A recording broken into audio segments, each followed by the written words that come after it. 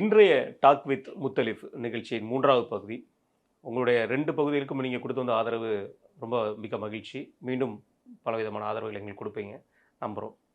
இன்றைய நம்மளுடைய பேச்சு எதை நோக்கினா, புதிய தலைமுறையில ஃபெடரல் அப்படிங்கிற ஒரு இணையதளத்துக்கு குருமூர்த்தி அவர்கள், துக்ளக் ஆசிரியர் குருமூர்த்தி அவர்கள் ஒரு கருத்தை தெரிவிச்சிருக்கிறாரு. ஒரு பெரிய சர்ச்சைக்குரிய கருத்தா பார்க்கப்படுது. அதே நேரத்தில அண்ணாமலை அவர்கள் அவருடைய தனிப்பட்ட லெட்டர் பேட்ல ஒரு விஷயத்த பேசியிருக்கிறாரு. அவர் வாங்கின சொத்து மதிப்பை பத்தி ஒரு விஷயத்த பேசியிருக்கிறாரு. மற்றும் தமிழக அரசாங்கத்தின் திட்டங்களை பற்றிய சில செய்திகளும், அதோடு மட்டும் இல்லாமல் மிகவும் அச்சுறுத்தல் விதமாக இலங்கையில் வேலை பார்க்கும் பாகிஸ்தான் தூதரக அதிகாரி அமீர் சித்திக் என்பவருக்கு பூந்தமல்லி ஹைகோர்ட் பிடிவாரண்ட் பிறப்பிச்சிருக்காங்க. இதை பற்றி நம்ம இன்னைக்கு பேச இருக்கிறோம். அண்ணா வணக்கண்ணே. வணக்கம். அண்ணா, நான் முதல்ல சொன்ன மாதிரி தானே, அண்ணாமலையை பற்றியும் பிஜேபிக்கு 2026 தேர்தல் குறியில்ல, 2029 தேர்தல் தான் முக்கியம்னு துக்ளக் ஆசிரியர் குருமூர்த்தி அவர்கள் ஃபெடரல் இணையதளத்துக்கு பேசியிருக்காரு. அவரோட இந்த பேச்சு எப்படி பார்க்குறீங்க? அவர் எதையுமே ஃப்ராங்காக பேசக்கூடிய ஒரு கேரக்டர் தான். அது உண்மையும் கூட இருக்கலாம், சில சமயங்களில் வந்து இருக்கும். அது அந்த கருத்தை எப்படி பார்க்குறீங்கண்ணே? துக்ளக் ஆசிரியர் குருமூர்த்தி பல இடங்களில் அவர் சறுக்குவார். அவர் சில நேரம் தன்னை சோன்னு நினச்சிக்குவார். சோ வேறு, இவர் வேறு. ஆனாலும் பாஜக சார்ந்த அதிகார மையத்தில் முக்கியமான நபராக இருக்கிறதுனால அவர் பாஜகவுடைய உள் விவகாரங்கள் பற்றி சொல்கிறத நம்ம நம்பி தான் ஆகணும். நம்மளே ஏற்கனவே பல இதில் பதிவு பண்ணியிருக்கோம். என்னென்னா, பாஜகவும் அதிமுகவும் எந்த தேவை அடிப்படையில் இணைகிறார்கள் அப்படின்னு, எப்படி பிரிஞ்சாங்க அப்படின்னு பார்த்தா அண்ணாமலையிலேருந்து டிஎம்கே அசைன்மெண்ட்லேருந்து பிரிஞ்சதை பேசியிருக்கோம். அப்போ பிரிஞ்சதுனால எவ்வளோ பெரிய நஷ்டத்தை 2024 அனுபவிச்சாங்கன்றதையும் பேசி பார்த்துட்டோம். அதை இவர்கள் அண்ணாமலையை அனுமதித்து அந்த தப்பை பண்ணி கையை சுட்டுக்கிட்டேமேன்னு உணர்ந்து அதற்கு பிறகு நடவடிக்கை எடுத்தது தான் கஷ்டப்பட்டு ஏடிஎம்கே உள்ளே கொண்டு வந்தது. இங்கே இருக்கிற ஊடகங்கள் பேசுகிற மாதிரி ஏதோ ஏடிஎம்கே வழியே போய் எங்களை காப்பாற்றுங்கன்னு சேர்த்துக்கிட்ட மாதிரி இல்லை. அவர்களுக்கு தேவை இருக்குது. இன்னைக்கு இருந்திருந்தால், அண்ணாமலையுடைய அந்த பேச்சை கேட்காமல் இருந்திருந்தால், திமுகவுடைய அசைன்மெண்ட்டுக்கு இயங்காமல் இருந்திருந்தால், இவர்கள் எந்த அளவுக்கு இருக்கிறாங்கன்னு எனக்கு தெரியல. டிஎம்கே அண்ணாமலை கையில் எடுத்துருக்குன்னு இங்கே இருக்கிற எல்லாருக்குமே தெரியும். அண்ணாமலை அந்த அசைன்மெண்ட்டில் தான் இயங்குறாருன்றதும் எல்லாருக்கும் தெரியும். ஆனாலும் இந்த கூட்டணியை உடையிறதுக்கு கவலையே படல அவங்க. இப்படி உடஞ்சா நம்ம ஜெயிக்க முடியாது, திமுக 100% அடிப்பாங்க அப்படின்றதும் தெரியும். அப்போ டெல்லி தலைமை என்ன பண்ணியிருந்தாங்கன்னு தெரியாது. இந்த மாதிரி பல கேள்விகள் நடந்துக்கிட்டு இருக்குது. இங்கே இருக்கிற பாஜக தலைவர்கள் பேச்சை கேட்காத அளவு தான் அண்ணாமலை பண்ணி வச்சுருந்தார். இவங்கெல்லாம் புலம்பல்வாதிகள், பழமைவாதிகள்ன்ற மாதிரி.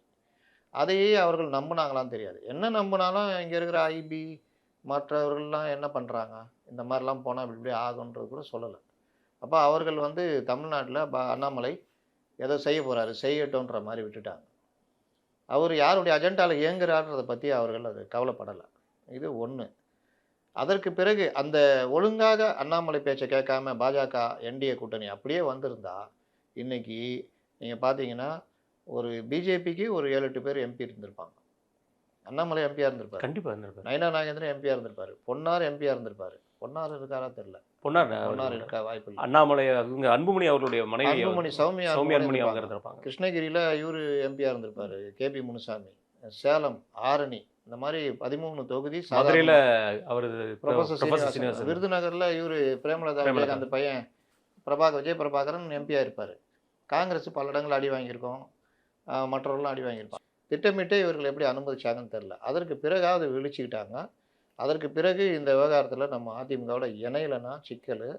அதிமுகவோட ஏன் இணையணும்னா, 2029 தேர்தலில் நமக்கு தமிழ்நாட்டில் குறைந்தது ஒரு 10-15 எம்பி சீட்டு, என்டிஏக்குன்னு பார்த்தா ஒரு 20 எம்பி சீட்டு வரணும், பாஜகவுக்கு ஒரு 5 எம்பியாவது வரணும். அப்படின்னா நம்ம அதிமுகவில் தான் இருக்கணும் அப்படின்ற அடிப்படையில் தான் இந்த கூட்டணி அமையுது.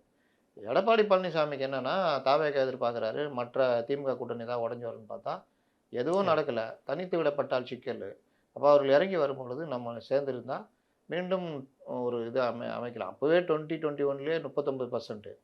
இப்போ இந்த குழப்பத்தில் நம்ம அழகாக பண்ணலாம், தட்டி தூக்கலான்ற இதில் அவரும் ஒத்துக்கிறார். அப்போ இவருக்கு 26, அவங்களுக்கு 29.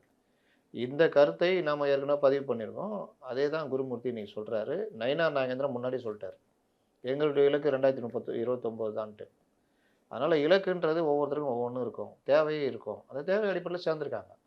அப்படி சேர்ந்தவங்களில் ஏதாவது ஒன்று வெளியில் வெண்டைக்காய் கடை ஆரம்பித்து வளவலா கொடவலான்னா இங்கே இருக்கிற ஊடகங்கள் தூக்கிட்டு சுமக்கிறது தான் வந்து நம்ம அதை தான் நம்ம திரும்ப திரும்ப சொல்கிறோம். முடிஞ்சு போச்சு. கத்தம். அண்ணாமலை அவர்களோட நீக்கப்பட்டதற்குண்டான காரணம், அவர் மிதமிஞ்சிய வேகத்துல போயிட்டாரு. அதனால தான் அவர நீக்கியிருக்காங்க டெல்லி தலைமை அப்படிங்கிற மாதிரி சொல்லியிருக்காரு. இந்த கருத்தை எப்படி பார்க்குறீங்க? இதையும் நான் பல தடவை பதிவு பண்ணியிருக்கேன். அண்ணாமலை ஒரு மிகச்சிறந்த தலைவர். குறுகிய காலத்தில் தன்னை வந்து வெளிப்படுத்திக்கிட்டு வளர்ச்சியை காண்பித்தவர். பாஜகவில் எந்த தலைவரும் செயல்படாத அளவுக்கு வேகமாக இயங்கியவர். பட்டி தொட்டி எங்கும் பாஜகவை மட்டுமல்ல, அண்ணாமலை கொண்டு போய் ரீச் ஆனவர். அண்ணாமலைக்கு ஒரு தனி கிரேஸ் இருக்குது யங்ஸ்டர்ஸ் மத்தியில். இதெல்லாம் அவருடைய ப்ளஸ் பாயிண்ட்டு. இது வந்து நீங்கள் யாரும் மறுக்கவே முடியாது. அண்ணாமலை இங்கே வந்த புதுசில் அவருடைய பேட்டிகள் மற்ற விஷயங்கள்லாம் கிண்டல் அடிக்கப்பட்டது. அவரை ட்ரால் பண்ணாங்க. ஆனால் குறுகிய காலத்தில் தன்னுடைய விஷயங்கள்லாம் சரி பண்ணிக்கிட்டு இன்றைக்கி டேட்டாஸ் வச்சு பேசுகிற தலைவர்கள்னு பார்த்தா அண்ணாமலை அடிச்சுக்க ஆள் கிடையாது. மத்திய அரசோட திட்டங்களை பேசுகிறதுக்கு அந்தளவுக்கு இந்த எல்முருகன்லாம் இருக்கார். இப்போ கூட அவருக்கு ஒழுங்காக இந்த பேட்டிலாம் வரமாட்டேங்குது. அண்ணாமலை பாயிண்ட் அவுட் பண்ணி அடிப்பார். இன்னொரு மைனஸ் அவர்கிட்ட என்ன இருந்ததுன்னா பத்திரிகையாளரோட சண்டை போடுறது. ஒரு கட்டத்தில் லண்டன் போயிட்டு வந்த அப்புறம் அதையும் கரெக்ட் பண்ணிட்டார். பத்திரிகையாளர்கிட்ட சண்டை போடுறது இல்லை, கரெக்டாக கேட்ட கேள்விக்கு கரெக்டாக போகிறார், எல்லாம் பண்ணுறாரு. ஆனால் ஒரு கூட்டணி கட்சி தலைவராக இளம் வயதிலேயே அவருக்கு அந்த பொறுப்பு வந்தோன்னே அவர் தன்னையும் அதிமுகவையும் அதிமுக தலைவர்களையும் ஒன்றா பார்க்க ஆரம்பிச்சிட்டார். அது மிகப்பெரிய தவறு. தனக்கு நம்பிக்கை இருக்கலாம், நம்முடைய நடத்தை மேலே கான்ஃபிடென்ட் இருக்கலாம், ஆனால் அது அடுத்தவர்களை இழிவாக பார்க்குற அளவுக்கு இருக்கக்கூடாது. அவங்க மேலே தன்னை வைக்கக்கூடாது. தான் பெரிய தலைவர் நம்ம கட்சியுடைய அகில இந்திய கட்சியுடைய மாநில தலைவராக இருக்கலாம். ஆனால் தமிழ்நாட்டை பொறுத்த வரைக்கும் அதிமுக பெரிய கட்சின்றதை உணர்ந்து இருக்கணும். தான் வந்து ஒரு குறுகிய காலத்தில் ஒரு தலைவர் பதவிக்கு வந்திருக்கலாம். ஆனால் எதிரில் இருக்கிற நம்மளோட தோழமையில் இருக்கிறவங்க 50 ஆண்டு கால அனுபவத்தில் வந்து அங்கே உட்காந்துருக்காங்க, பல விஷயங்களை பார்த்துட்டு வந்தவங்கன்ற இது இருக்கணும். எல்லாவற்றிற்கும் மேலாக முழுமையான நோக்கம், நம்முடைய நோக்கத்தில் உறுதியாக இருக்கணும். அதற்கு அழகாக இந்த மாவாட்டம் போது தள்ளுவோமே, அந்த மாதிரி அணைச்சி தள்ளி போய் நோக்கத்தை நிறைவேற்றணும். ஆனால் இவர் அதில் ஃபெயிலியர். அப்புறம் வந்து இவருக்கு வந்து ஒரு பெரிய அளவு எதிர்காலம் இருக்குது. இப்போவே நயினார் வந்திருக்க வேண்டிய தேவையில்லை. ஆனால் இவர் வந்து அசைன்மெண்ட்டுக்கு இயங்கினார். இவருடைய நிலையை விட்டு வெளியே போனார். இவர் ஊழலை பற்றி பேசுகிறாரு. ஆனால் இவர்கிட்ட 1000 பிரச்சனை இருக்குது.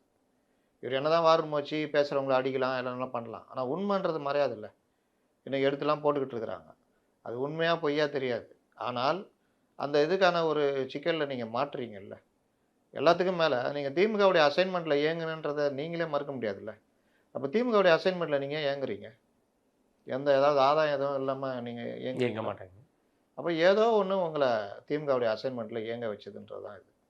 அப்போ ஒரு அப்பழுக்கற்ற தலைவராக, ஒரு அற்புதமான தலைவராக, இளைஞர்களை ஈர்க்கும் தலைவராக, ஒரு நாலேஜபிள் பர்சனாக வர்ற ஒருத்தர் அந்த எந்த நோக்கத்துக்கு உங்களுடைய தலைமை உங்களை கொண்டு வந்ததோ அந்த நோக்கத்தை விட்டு நீங்கள் நகரும் பொழுது மொத்தமாக அந்த தலைமை எதிர்பார்த்தது நிறைவேறலை. இங்கே ஒரு 15 எம்பி கிடைக்க வேண்டியது கிடைக்கல.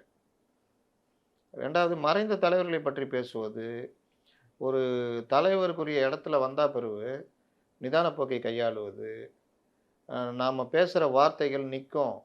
இது சமூக வலைதள காலம். இன்றைக்கி ஒரு பேச்சு 2 மாதம் பொறுத்த ஒரு பேச்சு 2 வருஷம் பொறுத்து நம்ம மாற்றிக்கிட்டாலும் அது எடுத்து போடப்படும்ன்றதெல்லாம் ரொம்ப ஜாக்கிரதையாக கையாளணும். சின்ன சின்ன விஷயங்களுக்கு உணர்ச்சி வசப்படக்கூடாது. ப்ரொவோக் பண்ணுற விஷயங்களுக்கு ப்ரொவோக் ஆகி உணர்ச்சி வயப்பட்டு பேசக்கூடாது. நம்ம கூட்டத்தில் பேசும்பொழுது முன்னாடி ஒரு 50 பேர் கை தட்டுவாங்க. நமக்கே ஒரு உணர்ச்சி பிரவாகம் இருக்கும். அந்த உணர்ச்சி பிரவாகத்தில் எனக்கு என்னென்னு வார்த்தை விடக்கூடாது. அது எல்லாமே சேமிக்கப்படும். உங்களுக்கு எதிராக ஒரு நாள் திருப்பப்படும். ரெண்டாவது, வார்த்தைகள் புறா வேகத்தில் போகும், 4 யானை கட்டி இழுத்தாலும் திரும்ப வராதுன்றது நபி மொழி. அது என்றைக்குமே நம்ம அதை கடைப்பிடிக்கணும். நிதான அரசியல்வாதி, நிதானமானவர், கரெக்டாக பேசுவார், எல்லோருக்கும் மரியாதை கொடுப்பார். அவர் டிஎம்கேக்கு அவர் அடித்ததுக்கு ஏன் அவர் சக்ஸஸ் ஆனார்னா, நீ எப்படி அடிக்கிறியோ அப்படி நான் ஒன்று அடிப்பேன்னாரு. ஆனாலும் அந்த ஒரு மரியாதை கொடுத்தது பண்ணார். அந்த மரியாதையை தோழமை கட்சி உங்களோட இருக்காங்க, உங்களோட இருக்கிறதுனால பல இன்னல்களையும் சந்திக்கிறாங்க, அவமானங்களையும் சந்திக்கிறாங்க. ஆனாலும் உங்களோட இருக்கிறாங்க. அவங்கள போய் நீங்கள் பேசுறது. அப்போ இந்த வார்த்தைகள் விட்டுட்டு இன்றைக்கி மாற்றுறீங்கன்னா அது எது உண்மை, எது கரெக்டு, அப்போ சொன்னதா இப்போ சொல்கிறதா அப்படின்னு வரும். மறைந்த தலைவர்களை எப்பொழுதுமே நீங்கள் பேசக்கூடாது. ஏன்னா உங்கள் வயதுக்கும் அவங்களுடைய அனுபவத்துக்குமே ஈடாகாது. அப்போ அவங்க ஒவ்வொரு காலகட்டத்திலையும் அதை எப்படி அரசியலை சந்தித்து திமுகவை ஓரம் உட்கார வச்சாங்க அப்படின்றது ரொம்ப முக்கியம். அண்ணாவை பற்றி பேசும்பொழுது அதற்கேற்றார் போல் தான் பேச முடியும். அந்தந்த காலத்து அரசியலை வைத்து தான் நீங்கள் அண்ணாவை பேச முடியும். கண்டிப்பாக. அண்ணா அவர் இப்போ முத்துராமலிங்க தேவருடைய கூடயே அரசியல் பண்ணவர். அப்போ அண்ணாவை நீங்கள் எப்படி வச்சு பார்க்கணும்? பெரியார் பேசுனதை இன்னைக்கு கொண்டு வந்து சொல்கிறாங்க. பெரியார் அன்னைக்கு ஏன் அந்த எந்த காலகட்டத்தில் அந்த கருத்தை சொன்னார்ன்றதையும் சேர்த்து தான் நம்ம பார்க்கணும். அப்போது இந்த மாதிரி பேசுகிற தலைவர்கள் நிதானமானவர்களாக இருக்காங்க. இல்லாதவர்கள் அந்த இழிவை சந்திக்கிறாங்க. அந்த வகையில் இவர் ஜெயலலிதா பற்றி பேசுனது, எடப்பாடி பற்றி பேசுனது, அண்ணாவை பற்றி பேசுனது, இன்னைக்கு புரட்சி தலைவி அம்மா அப்படின்னு சொல்கிறது, நீங்கள் அப்படியும் சொல்ல வேணாம், இழுத்தும் பேச வேண்டாம். இழுத்தும் பேச வேணாம். இன்னைக்கு அண்ணன் எடப்பாடி அவர்கள்னு சொன்ன வேணாம், தற்கூரினும் பேச வேணாம். அப்போது இந்த மாதிரி விஷயங்கள்லையும் இவர் பக்குவப்படணும். குருமூர்த்தி சொன்ன மாதிரி அந்த வேகம் இதுதான், அவர் சொன்ன வேகம் இதுதான். அந்த கட்சியை நான் கொண்டு போய் பிஜேபியை நிறுத்துவேன்னா பிஜேபிக்கு எவ்வளோ பர்சன்டேஜ் இருக்குது அப்படின்ட்டு பார்த்து தான் நிறுத்த முடியும். நீங்கள் எப்போ இந்த வேகத்தை எடுக்கணும்னா, நீங்கள் வந்து பிஜேபி ஒரு 15-18% இருக்குன்னா அந்த வேகத்தை எடுத்தீங்கன்னா நல்லா போகிறதுக்கு வாய்ப்பு இருக்கும். இதுதான் டெக்னிக்கு. அப்போ நீங்கள் இன்னைக்கு உங்கள் பர்சன்டேஜ் 4 தான் ஒரிஜினல் பர்சன்டேஜ். ஏதோ அந்த டிஎம்கே புண்ணியத்தில் அதில் இதில் 11 காமிக்கிறீங்க. அது இல்லைன்னு எல்லாருக்குமே தெரியும். அப்போ நீங்கள் 11, 18ன்னு வந்தால் அன்னைக்கு கொஞ்சம் வேகம் காமிச்சிங்கன்னா அது அந்த வேகமும் சாமர்த்தியமான வேகமாக இருக்கணும். ஏன் இன்னைக்கு காங்கிரஸ் அடக்கி வாசிக்குது? அவங்களோட உயரம் அவங்களுக்கு தெரியும். கண்டிப்பாக. ஏன் அவங்க நினச்சா டிஎம்கேக்கு காங்கிரஸ் தேவைங்க, டிஎம்கே இல்லைன்னா முடியாது. காங்கிரஸுக்கும் டிஎம்கே தேவை. அதனால தான் அப்படியே அடக்கி வாசிக்கிறாங்க. இந்த இதில் தான் அண்ணாமலை ஃபெயிலியர். இதெல்லாம் சரி பண்ணார்னா அவர் ஒரு பெரிய லீடராக வரதுக்கான வாய்ப்பு இருக்குது. அதை தான் குருமூர்த்தியும் சொல்லியிருப்பார். அதே பேட்டியில் குருமூர்த்தி அவர்கள் தாவேகா தலைவர் விஜய் அவர்களை பற்றி ஒரு கருத்து சொல்லியிருக்காரு. அவர் சினிமா நட்சத்திரம் கூட்டம் வரலன்னா தாங்க பெரிய விஷயம், கூட்டம் வந்திருக்கிறது வந்து பெரிய ஆச்சரியப்படக்கூடிய விஷயமா பார்க்கப்படலை. அவர் தனித்து நின்னார்னா திமுகவுக்கு டஃப் ஃபைட் கொடுக்க முடியாது, அவர் கூட்டணி அமைச்சாகணும் அப்படிங்கிற ஒரு வார்த்தையும் சொல்லியிருக்காரு. அவரோட சாய்ஸாக இருக்கிறது வந்து காங்கிரஸாக இருக்க வாய்ப்புகள் கொண்டு வரலாம், அப்போ சின்ன சின்ன கட்சிகளை சேர்த்து அவர் காங்கிரஸோட கூட்டணி அமைச்சு நிற்கலாம் அப்படிங்கிற ஒரு கருத்தையும் சொல்லியிருக்காரு. இந்த கருத்தை எப்படி பார்க்குறீங்க? அருமையான கருத்து. ஏன்னா தாவேக்காவுக்கு ஒரு வேல்யூ இருக்குது. அந்த வேல்யூ வந்து ஓவர் கான்ஃபிடென்ட்டாக இருக்கக்கூடாது. இப்போ அண்ணாமலைக்கு சொன்னதான் அவங்களுக்கும் நாங்கள் தான் ஆட்சியை பிடிப்போன்னு ஓவர் கான்ஃபிடென்ட்டில் இருக்காங்க. முதல்ல களம் என்ன அப்படின்னு பார்த்து தான் எதிரியை சந்திக்கணும். களம் உங்கள்கிட்ட என்ன இருக்குது, உங்களுடைய படை வீரர்கள், தளபதிகள், உங்களுடைய இன்ஃப்ராஸ்ட்ரக்சர் எப்படி இருக்குன்னு பார்த்தா ஒன்றுமே இல்லை. அப்போ ஓட்டக்காரை வச்சுக்கிட்டு ரேஸுக்கு போகிற கதை தான். இதை சுட்டி காமிக்கிறவங்களையும் பாஞ்சு கொதறது. ரெண்டாவது, ஆலோசகர்கள்னு யாரையுமே கூட வச்சுக்கிறது கிடையாது. இவர்கள் அரசியல் இந்த டீமையே பார்த்தீங்கன்னா யாருமே அரசியல்வாதிகள் கிடையாது. ஆதவ அர்ஜுன் அரசியல்வாதியா? அருண்ராஜ் அரசியல்வாதியா? புஷி ஆனந்த் ஒரு வார்டு கூட லாய்க்கில்லாத ஆள். வேறு யார்? இவர் சிடி நிர்மலன் என்ன பெரிய அரசியல்வாதியா? அவர் சும்மா அந்த இதில் இருந்தார். அதாவது வேறு யார் இருக்கா?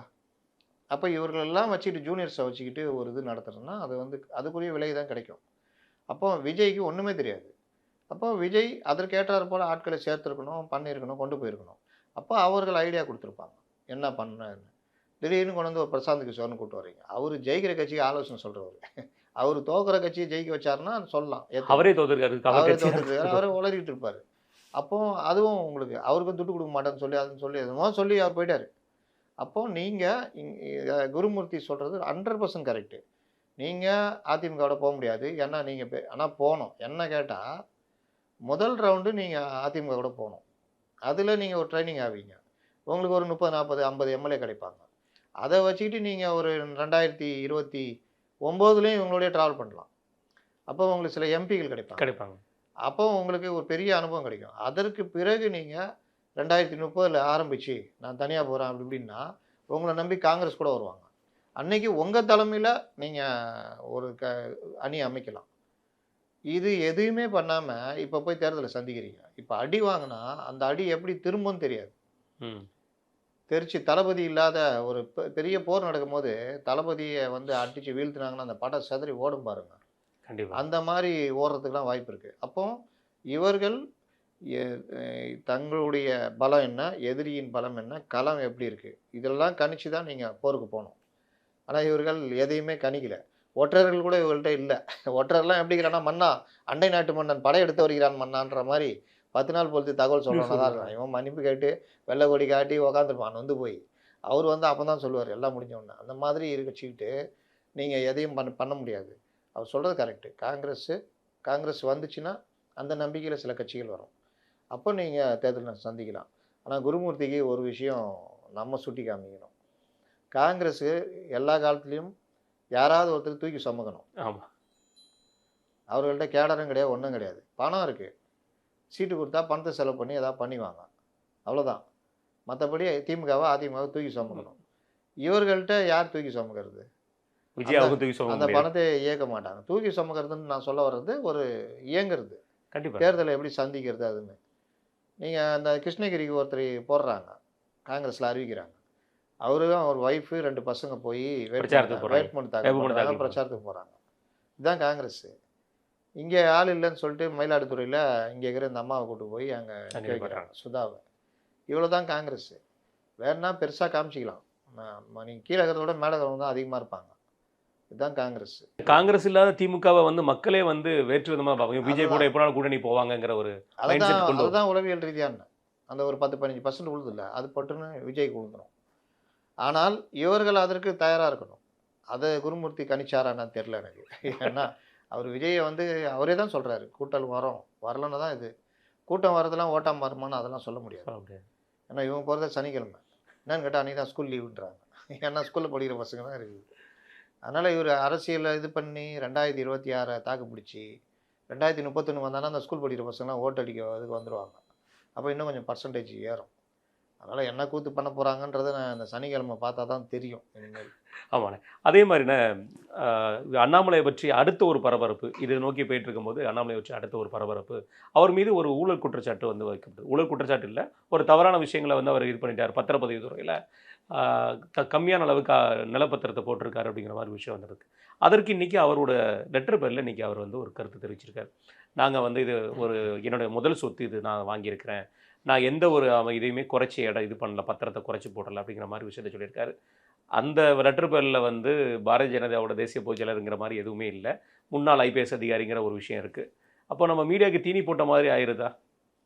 ஏதோ ஒரு வேளை அவருடைய சொந்த பிரச்சனை பற்றி சொல்கிறதுனால எக்ஸ் ஐபிஎஸ் ஆஃபீஸர் அப்படின்ற லெட்டர் கூட ஒரு வேளை யூஸ் பண்ணியிருக்கலாம். அப்படியும் பார்க்கலாம்ல. இங்கே தான் பார்வைகள் பலவிதமாக இருக்கும். அது ஒன்று. ரெண்டாவது, அவர் நான் வந்து சொத்து வாங்கலை அப்படின்றத மறுக்கலை, வாங்கினேன். ஆனால் அது வந்து நான் கடன் வாங்கியிருக்கேன். 40 லட்ச ரூபா முத்திரைத்தாள் கட்டணம் கட்டியிருக்கேன். அந்த இது நான் ஏன் போய் பதிவு பண்ணலன்னா, என் மனைவி பேரில் பவர் கொடுத்தேன், அப்படி தான் பதிவு பண்ணியிருக்கு. இன்னும் வந்து நான் வந்து பால் பண்ணி அமைக்கிறதுலாம் விண்ணப்பங்க இது பண்ணியிருக்கேன், ஸ்டார்ட் அப் கம்பெனிலாம் இது பண்ணியிருக்கேன் அப்படி இப்படின்னு சொல்கிறாரு.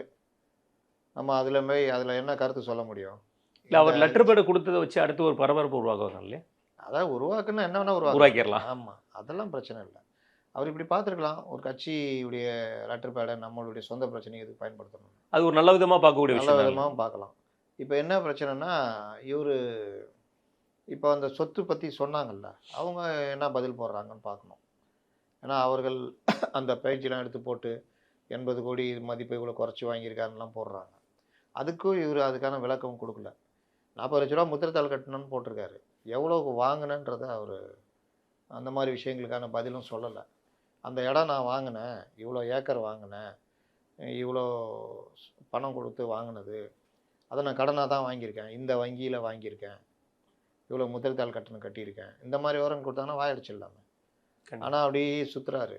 வெறும் முத்திரைத்தாள் கட்டணம் பற்றி போட்டிருக்காரு, மற்ற விஷயம் போட்டிருக்காரு. கடனாக வாங்கினேன்றாரு. எந்த பேங்க்கு, என்ன கடன், எவ்வளோ அமௌண்ட்டு, எவ்வளோ மாதம் கட்டுறேன், எல்லாத்தையும் போட்டாலும் இவங்க வாயை முட்ட போகிறாங்க. நான் இவங்க சொல்கிற மாதிரி அந்த இடத்துடைய மதிப்பு இவ்வளோ தான், இவங்க சொல்கிற மாதிரி அவ்வளோ மதிப்பு இல்லை கிடையாதுன்ற மாதிரிலாம் அதற்கான பதிலாம் சொல்லியிருப்பாருன்னு பார்த்தா அதில் சொல்ல. ஒருவேளை இனிமேல் சொல்லுவாரான்னு தெரியாது. கண்டிப்பாக. அதே மாதிரி தொல் திருமாவளவர்கள் நேற்று ஒரு புத்தக வெளியீட்டு விழா கலந்துருக்காரு. அதில் கலந்துக்கிட்டு பேசும்போது மறுபடியும் ஒரு சர்ச்சைக்குரிய கருத்தை பேசியிருக்காரு. இஸ்லாமியர்களை ஒன்றிணைக்கும் போது ஒரு குரானை கொடுத்தாவோ இல்லை நபிகளை சொன்னாலோ ஒருங்கிணைச்சிடலாம், கிறிஸ்தவர்களை வந்து ஒரு பைபிளை கொடுத்தோ கிறிஸ்துவ சொல்லியோ மாதாமாவை சொல்லி கூட ஒருங்கிணைத்திடலாம். ஆனால் இந்துக்களை எந்த இதை வச்சு நீங்கள் ஒருங்கிணைப்பீங்க? அதனால தான் வந்து இன்றைக்கி வந்து ஜாதியை மூலமாக ஒருங்கிணைக்கிறாங்க, அந்த ஜாதியை கொண்டு வந்திருக்காங்க. இந்துக்களுக்குன்னு ஒரு வேதம் இல்லை, புக்கு இல்லை அப்படிங்கிற ஒரு வார்த்தையை சொல்லியிருக்காரு. எப்படி நான் பார்க்குறீங்க? அப்போ பகவத்கீதை யாருக்காக உள்ளதுன்னு? ஆக்சுவலாக இந்துக்கள்னு ஒரு இதுவே வந்து ஒரு குறிப்பிட்ட காலத்துக்கு பிறகு தான் வந்தது, ஒருங்கிணைந்த இந்துக்கள்ன்ற மாதிரி உருவாச்சு. ஆனால் நீங்கள் பார்த்தீங்கன்னா ஒவ்வொருத்தருக்கும் ஒவ்வொரு விதமான வழிபாடு இருக்கும். ஒவ்வொருத்தர் மாநில வாரியாகவும் பிரிவு இருக்கும். முருகன் பார்த்தீங்கன்னா வட இந்தியாவில் கிடையாது. இவர் கணேஷ்ன்றாங்க, இங்கே விநாயகர்ன்றாங்க. ஆனாலும் அந்த வழிபாடு இது இருக்குது. இந்த மாதிரி ஒவ்வொரு இதுலேயும் ராமர், பெருமாள், ராமருடைய இது தான் அங்கே அதிகமாக, கிருஷ்ணர் ராமர் தான் அங்கே பண்ணுவாங்க. இங்கே ஒரு குறிப்பிட்ட சமூகத்தினர் பெருமாளை இது வழிபடுறது. இது எல்லாத்தையும் தாண்டி சிவன் இந்தியா முழுவதும் இருப்பார். கிராம கோயில்கள், கிராமிய இது இது அந்த மாதிரின்னு. அப்போ இது எல்லாமே பிரிஞ்சு பிரிஞ்சு இருந்து தான் ஒன்றிணைச்சு இந்துக்கள்ன்ற மாதிரி ஒரு இதை கொண்டு வராங்க. இதில் வர்ணாசிரம அந்த இதெல்லாம் இருக்குது, இன்றைக்கும் இருக்குது, வேறு இருக்கப்பட வேண்டியதுன்னு இருக்குது. அதை தூக்கி பிடிச்சிட்டோம் ஒரு கும்பல் இருக்குது. அதையே நாங்கள் காரணம் காமிச்சு நாங்கள் இப்படி இருக்கிறோம், தாழ்த்தப்பட்ட மக்களுக்காக போராடுறோம்னு சொல்லிக்கிட்டு அதில் பலனடைகிற ஒரு கும்பல் இருக்குது. அந்த கும்பல் என்னென்னா, இதனால் பலனடைஞ்சு அவங்க மேலே வந்துடுவாங்க. ஆனால் அந்த மக்களுக்கான வாழ்க்கையை பற்றி, வாழ்க்கையை போராடுறதுன்றதை பண்ண மாட்டாங்க. அந்த மக்களுக்காக சேர்த்து சிந்திச்சவர் அம்பேத்கர். அவரை தூக்கி பிடிச்சிக்கிட்டு, ஆனால் அதுக்கு எதிரான ஆளுங்கள்லாம் சேர்ந்துட்டு இருப்பாங்க. இப்போ இவர் திரும்ப பேசின இந்த விஷயங்களில் பல விஷயங்கள் நீங்கள் போய் திமுக அவர் கேள்வி கேட்க முடியுமா? முடியாது. ஜாதி அமைப்புகள் பற்றி பேசுகிறாரு. இந்த வர்ணாசிரம கொள்கை, வர்ணம், இந்த விஷயத்தெல்லாம் கொண்டு வந்தது ஒரு இவங்க சொல்கிற ஜாதியாக இருந்தாலும் அதை தூக்கி பிடிச்சிட்டு கடைப்பிடிக்கிறது இடைநிலை ஜாதிகள். அந்த இடைநிலை ஜாதிகள் வந்து எல்லா இப்போ திமுகலாம் சமூக நீதினு பேசுகிறாங்க. இடைநிலை ஜாதிகள் தான் நாங்கள் ஆதிக்கமாக இருக்காங்க. அமைச்சர்கள் எல்லாருமே அந்தந்த ஜாதி சங்கத்தில் இதுவாக இருக்கிறாங்க. நீங்கள் கனிமொழி எப்படி அறியப்படுகிறார்? தூத்துக்குடி எம்பியாக அறியப்படுகிறது. ஏன் அங்கே போய் நிற்கிறார்? சபரீசன் எப்படி அறியப்படுகிறார்? இவர்கள் எப்படி அறியப்படுகிறார்கள்? இந்த மாதிரி ஒவ்வொருத்தரும் கே சார் கேட்டால் அவர் ரெட்டியார் வகுப்பு அவருடைய இதுன்றார். KN நேரு கேட்டால் அவர் ஒரு சமூகம். சேகர் பாபு அவர். இதை விட்டு பிரிஞ்சு வெளியில் வந்து நாங்கள் எதுவுமே கிடையாது, எந்த அடையாளத்துக்குள்ளேயும் கிடையாதுன்னு இவர்களால் சொல்ல முடியுமா? ஒருத்தர் கூட இல்லை. இந்த உறுதிமொழியை ராஜகண்ணப்பன் உச்சம், ஜெகத் ரட்சகன். அப்போ இவர்கள் உச்சத்தை கூட பெருமை பேசிட்டு பண்ணுற ஏற்பாடுகள்லாம் நடக்குது. ராஜகண்ணப்பன்னா இவர் எப்படி நடத்துகிறான்றது தான் இன்றைக்கி பெரிய விவாத பொருளாக மாறிக்கிட்டு இருக்குது. அப்போ இந்த மாதிரி விவகாரங்களில் நீங்கள் கூட்டணி வச்சுக்கிட்டு சமூக நீதி இயக்கம், அம்பேத்கருடைய அரசியலமைப்பு சட்டத்தின் கீழே இயங்குகிற இயக்கம் அப்படின்னு சொல்லிட்டு இவர் தான் முட்டு கொடுத்துட்ருக்காரு. இன்னொரு விஷயம் என்ன சொல்கிறாரு? இஸ்லாமியர்களை இந்த மாதிரி குரான் வைத்து ஒன்றிணைக்கலாம். இஸ்லாமியர்கள்லேயே ஷியா முஸ்லீம், சன்னி முஸ்லீம்லாம் இருக்கிறாங்க. எல்லாரையும் ஒன்றிணைச்சிட முடியாது. இஸ்லாமியர்களில் உருது முஸ்லீம், தமிழ் முஸ்லீம் இருக்கிறாங்க. அது ஒரு பிரிவும் இருக்குது. அதுலேயும் நீங்கள் வந்து ஒன்றிணைக்க முடியாது. கிறிஸ்தவர்கள் எடுத்தீங்கன்னா 3 பிரிவு இருக்குது. RC இருக்காங்க, CSI இருக்காங்க, ரோமன் கத்தோலிக்கு, ப்ராட்டஸ்டண்ட்டு, பெந்தகோஸ்து. நீங்கள் எதை கொண்டு போய் யாரோட சேர்ப்பீங்க? ஒருத்தருக்கு உருவ வழிபாடு இருக்குது, ஒருத்தருக்கு உருவ வழிபாடு இல்லை. ஒருத்தர் மேரி மாதா கும்பிட்றாங்க, ஒருத்தர் இயேசுநாதரை கும்பிட்றாங்க. எதுவுமே இல்லைன்னு ஒரு குரூப் தெரிஞ்சிக்கிட்டு இருக்குது. எங்கே போய் என்னென்ன பண்ணுவீங்க? அப்போது அதுலேயும் பார்த்தீங்கன்னா இந்துவாக இருந்து கிறிஸ்துவராக கன்வெர்ட் ஆகிடுவார். ஆமாம். ஆனால் அவர் வந்து நான் வந்து தலித்துன்னு சொல்லிட்டு தனியாக போய்கிட்டு இருப்பார். இந்துவாக இருந்து கிறிஸ்டியனாக கன்வெர்ட் ஆகிட்டு கிறிஸ்துவராக வாழ்ந்து கொண்டே பேரெல்லாம் மாற்ற மாட்டார். சரி, பேர் மாற்றினா கூட தப்பு இல்லை, போங்க, ரைட்டு. தன்னை சர்டிஃபிகேட்டு மற்ற விஷயங்களில் இந்துவாகவே காமிச்சிக்குவார். ஏன்னா அந்த சலுகைகளுக்காக. இந்த மாதிரி விஷயங்கள்லாம் கூட இருக்குது. அதனால் இவர் வந்து அடிக்கடி அவர் ஏதாவது ஒரு குழப்பத்தில் ஏதாவது சொல்லிக்கிட்டு இது பண்ணுவார். வர்ணம், வர்ணாசிரமம், அது பிரகாரம் தான் எல்லாம் இயங்குதுன்னு அவர் சொல்லிகிட்டு இருக்காரு. நீங்கள் இன்னொன்று கூட ஏதோ சொன்னீங்களே, என்ன சொன்னீங்க? தாமஸ் மன்றோட மருந்து எல்லாமே இல்லை. அது பிஜேபி உள்ளே வராமல் இருக்கிறதுக்கு காரணம், நாங்கள் தமிழ்நாட்டில் இருக்க காரணம்னா டெல்லியை பாருங்கள், அவங்க மனுஸ்ருதியை வச்சு தான் எல்லாத்தையுமே வந்து கொண்டு வந்துட்டு இருக்காங்க. இப்போ கொண்டு வந்திருக்க SAR சட்டம் கொண்டு அப்படி தான் கொண்டு வந்திருக்காங்கன்னு சொல்லி சொல்கிறாரு. SAR சட்டத்துக்கும் மனுஸ்ருதிக்கும் என்ன சம்பந்தம்? அப்புறம் இன்னொரு இதுக்கு வகுப்பு சட்டத்துக்கும் அது வக்பு திருத்த மசோதா, வக்பு போர்டை வச்சுக்கிட்டு எப்படி இவர்கள் சொல்கிறாங்கல்ல, இந்த கோயில் சொத்துக்களை வச்சுக்கிட்டு ஒரு குரூப்பு எங்கேயுமேங்க மதம் என்பது மக்களுக்கு தான். தெய்வ நம்பிக்கை, கடவுள் பயம், நியாயம், தர்மம்லாம் மக்களுக்கு தான். ஆனால் அதை வச்சுக்கிட்டு ஒரு கும்பல் சம்பாதிக்கிறதோ இல்லை எல்லா மதத்துலையும் அதான் சொல்ல வரேன், அதை மெயின்டைன் பண்ணுறதோ அவர்களுக்கு பயமே இருக்காது. கண்டிப்பாக கடவுள் சொத்தை தின்னுவான், எல்லாம் பண்ணுவான். அவன் தான் கடவுளை ஓங்கி நின்று பேசி கீழே இது பண்ணுவான். அது எல்லா மதத்துலேயும் இருக்குது. அப்பப்போ மாட்டுவாங்க. அதே மாதிரி பாலியல் வழக்குகளில் நீங்கள் பார்த்தீங்கன்னா கடவுளை பற்றி அவ்வளோ பேசுவான், அவன் எல்லாம் பண்ணுவான். ஆனால் இது விதத்தில் மாற்றாலும் முதலாளாக இருப்பான். இந்த மாதிரி வட இந்திய சாமியார்கள்லேருந்து பலரும் மாற்றலாம். இஸ்லாமியர்களையும் இருக்கிறாங்க, கிறிஸ்துவர்களையும் இருக்காங்க, இந்துக்கள்லையும் இருக்கிறாங்க. இப்போ கூட ரீசெண்டாக ஒரு வீடியோ வந்து இல்லைண்ணே, கனவுல வந்து இயேசுவை வந்தார், உனக்கு என்னம்மா வேணும் கேட்டார், அடுத்த நாள் காலையில் என் வீட்டில் கார் நின்றுச்சுன்னு சொல்லி சொன்னாங்களே. ஆமாம். அதெல்லாம் ஒரு பையன் நான் 9 நாள்லேயே நடக்க ஆரம்பிச்சிட்டாங்க. அதனால் மூட பழக்கத்துடைய இவங்க ஷாலினி அந்த இவங்க இருக்காங்களா, அந்த உளவியல் நிபுணர் அவங்க சொல்கிறாங்க, இருக்கிறதுலே மூடப்பழக்கம் அதிகமாக பார்த்தீங்கன்னா கிறிஸ்தவ மதத்தில் தான் இருக்குது.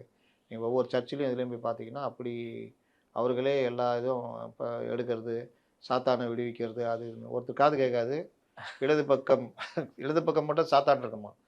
உடனே பேசி போகணுன்னா காது கேட்குது. அது எப்படி போனதுன்னு தெரியாது. பார்வையற்றவர் நடக்கிறார், கால் இழந்தவர் பார்வையற்றவர் பார்க்கிறார், கால் இழந்தவர் நடிக்கிறார், செவிலியர்கள் கேட்கிறார்கள்னா போட்டு முன்னெல்லாம் போடுவாங்க. இப்போ கொஞ்சம் குறைஞ்சிச்சு. ஆனாலும் அந்த இதெல்லாம் இருக்குதுன்னு வச்சுக்கோங்க.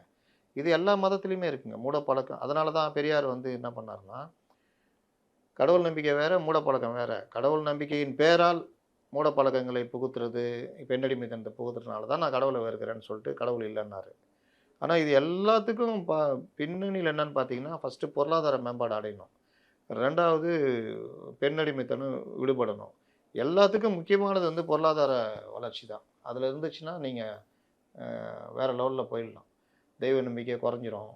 இந்த மாதிரி மூட நம்பிக்கைலாம் ஏன்னு கேட்பான். ஆனால் இப்போ பார்த்தீங்கன்னா அதுவும் தலைகீழ இருக்குது. நல்ல வசதியாகிறவன் தான் நான் இப்படி வந்ததுக்கே இந்த இதுதான் காரணன்றான், அந்த மூட நம்பிக்கை தான் காரணன்றான். அப்போ அதை பார்த்து கீழே இருக்கிறவன் அதை ஃபாலோ பண்ணுறான். இவர் எல்லாம் பேசுவார், வரணுன்னுவார், சமயம்னு நம்பிக்கை இல்லைன்னுவார். திடீர்னு போய் கோயிலில் போய் பரிவட்டம் கட்டிக்குவார். ஏன்னு கேட்டால் கூப்பிட்டாங்கன்னுவார். ஏன் போகிறீங்க? அதுக்கப்புறம் மூட பழக்கத்தையும் தெய்வ நம்பிக்கை இதையும் கிண்டல் அடிக்கிறதையும் இந்து மதத்தில் மட்டும் வச்சுக்குவாங்க. கிறிஸ்துவ இஸ்லாமிய மதங்களில் வச்சுக்க மாட்டாங்க. கடவுள் இல்லைன்றதே அங்கே தான் வச்சுக்குவாங்க, இங்கே வச்சுக்க மாட்டாங்க. இன்னும் ஒரு படி மேலே போய் இவங்க திமுகலாம் பார்த்தீங்கன்னா அப்படியே பகுத்தறிவின் உச்சம் மாதிரி கிண்டல் பண்ணுவாங்க. அந்த வேலையெல்லாம் அவங்க பண்ணிகிட்டு இருப்பாங்க. எனக்கு தெரிஞ்ச ஒரு நண்பர் திமுகவில் ரொம்ப பார்ப்பனனை கண்டால் பாம்பை கண்டால் முதலில் பார்ப்பனனை அடிக்க வேண்டும் இப்படிலாம் பேசுவார். பயங்கரமாக இது பண்ணுவார். ஒரு ஆயுத பூஜைக்கு போகிறேன், ஆயுத பூஜை பண்ணுறாரு. ஒரு புரோகிதரை வச்சு தான் பண்ணிகிட்டு இருக்காரு. அவர் இப்படி நில்லுங்கோ அப்படி திரும்பி நில்லுங்கன்றாரு. இவர் பண்ணிக்கிட்டு இருக்காரு. நான் மறுநாள் போனேன். பார்ப்பனரை கண்டால் பாம்பை கண்டால் முதல்ல எதை அடிக்கணும் அப்படின்னு. விடுங்க தலைவரே, அதெல்லாம் அப்படிதான்னாப்புல. அப்போ தனக்குன்னு வந்தால் எல்லாமே சுயமரியாதை திருமணங்கள் சொன்னவங்களாம் இன்றைக்கி எங்கே போயிட்டாங்கன்னு பார்க்குறீங்க நீங்கள். கண்டிப்பாக தாலியாக இருக்கிறேன்னு சொல்லிட்டு ஒரு இதை கிளப்புனாங்க. தாலி இருக்கிறதும் இல்லாத, தாலின்றது பெண்ணடிமைத்தனத்துடைய ஒரு பார்ட்டு. ஆனால் தாலி இருக்கிறதும் இல்லாதையும் தீர்மானிக்க வேண்டியது அந்த பெண்ணும் தாலி கட்டினவரும் தான். ஆமாம். அதை நீங்கள் பிரச்சாரம் மூலயமா மாற்றலாம். ஆனால் அறுக்கிறது எப்படி இதாகும்? ஆனால் இவர்களே தாலி எடுத்து கொடுத்து கல்யாணம் பண்ணுறதெல்லாம் பார்க்குறோம். இந்த திராவிட மாடலு பெரியாரை போய் நான் விதைத்து விட்டு வந்தேன் இப்படிலாம் சொன்னார்ல அவர். அவர் கூடயே யாரை கூப்பிட்டு போனார், அவங்க எந்தெந்த கோயிலுக்கு போகிறாங்க, எவ்வளோ மூட பழக்கத்துடைய உச்சக்கட்டத்தில் இருக்காங்கன்னு. அதான் நம்பிக்கை வேறு, பக்தி வேறு. யாகம் பண்ணுறது, மற்ற விஷயங்கள்லாம் பார்த்திங்கன்னா வேறு லெவலில் ஜோசியம் கேட்டு பண்ணுறது இதெல்லாம். அப்போ இதெல்லாம் வச்சுக்கிட்டு தான் இவங்க பேசிக்கிட்டு இருக்கிறாங்க. பூமி பூஜைன்னு போடுறாங்க. அது ஒரு மதத்துடைய வெளிப்பாடு தானே, ஏன் போடுறீங்க? கண்டிப்பாக. சில பேர் என்ன பண்ணுவாங்கன்னா பூமி பூஜை, அப்புறம் ஒரு ஆலிமை கூப்பிட்டு பாத்தியா போகுது, ஒரு இவரை கூப்பிட்டு பண்ணுன்னு, எல்லாருக்கும் நான் கரெக்டான்ட்டம்பா அப்படின்ற மாதிரி போகிறது. இது எல்லாத்தையும் நீங்கள் தவிர்க்க முடியுமா? முடியாது இல்லை. அப்புறம் என்னத்தை பேசுகிறீங்க? இடைநிலை ஜாதிகளில் தான் இந்த விஷயங்கள் இருக்குதுன்னு சொல்கிறேன்ல, அதை ஒழிக்கிறதுக்கு ஓரளவுக்கு அண்ணா காலத்துலலாம் அப்படியே இருந்தது. கொஞ்சம் பயந்துக்கிட்டு, அதாவது நடிச்சுக்கிட்டாவது இருந்தாங்க. இப்போலாம் அதெல்லாம் கிடையாது, ஓப்பனாக பண்ணுறாங்க. எல்லா கோவில்லையும் அவங்க தானே தர்மகர்த்தா இருக்கிறாங்க. பல கோவில்களில் தர்மகர்த்தா அவங்க தான் இருப்பாங்க. ஃபங்க்ஷன் நடத்துகிற தர்மகர்த்தா விடுங்க, ஜாதிய எண்ணத்தை வச்சுக்கிட்டு பிற்படுத்த பட்டியலின மக்களை பட்டியலின மக்களோட மோதலில் ஈடுபடுறது, இந்த வேலை பண்ணுறதெல்லாம் பார்ப்பனிய சமூகத்தை சேர்ந்தவர்களா? அவங்க தான் விதைச்சாங்க. தூக்கிட்டு சுமக்கிறது யார்? இடைநிலை ஜாதிகள் தானே.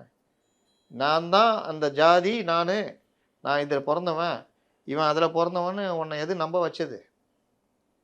நீ அவனை கிண்டல் பண்ணிக்கிட்டு இருக்கிற, ஆனால் அவன் சொன்னதை நம்பிக்கிட்டு இருக்கிறல்ல. கண்டிப்பாக எல்லாம் பேசுவான். ஏய் நான் வந்து பாடுறா குடுமி பூணூலாக இருக்கிறதுன்னுவான். கல்யாணம் எந்தன்னா இல்லை எங்கள் இதில் ஜாதியில் இருந்தால் நான் பொண்ணு பார்த்துருக்கோன்னுவான். அப்போ அவங்க கொண்டு வந்து வச்சது தானே. அதனால் இவர்கள் பேசுவது பண்ண இது இஸ்லாமியர்களையும் அது இருக்குது. குறிப்பிட்ட இதுக்குள்ளே தான் பொண்ணு எடுப்பாங்க, கொடுப்பாங்க. இப்போ கொஞ்சம் உடஞ்சிருக்குது. ஆனாலும் வந்து இந்த மொழியில் பார்த்தோன்னு இங்கே கொடுக்க மாட்டாங்க.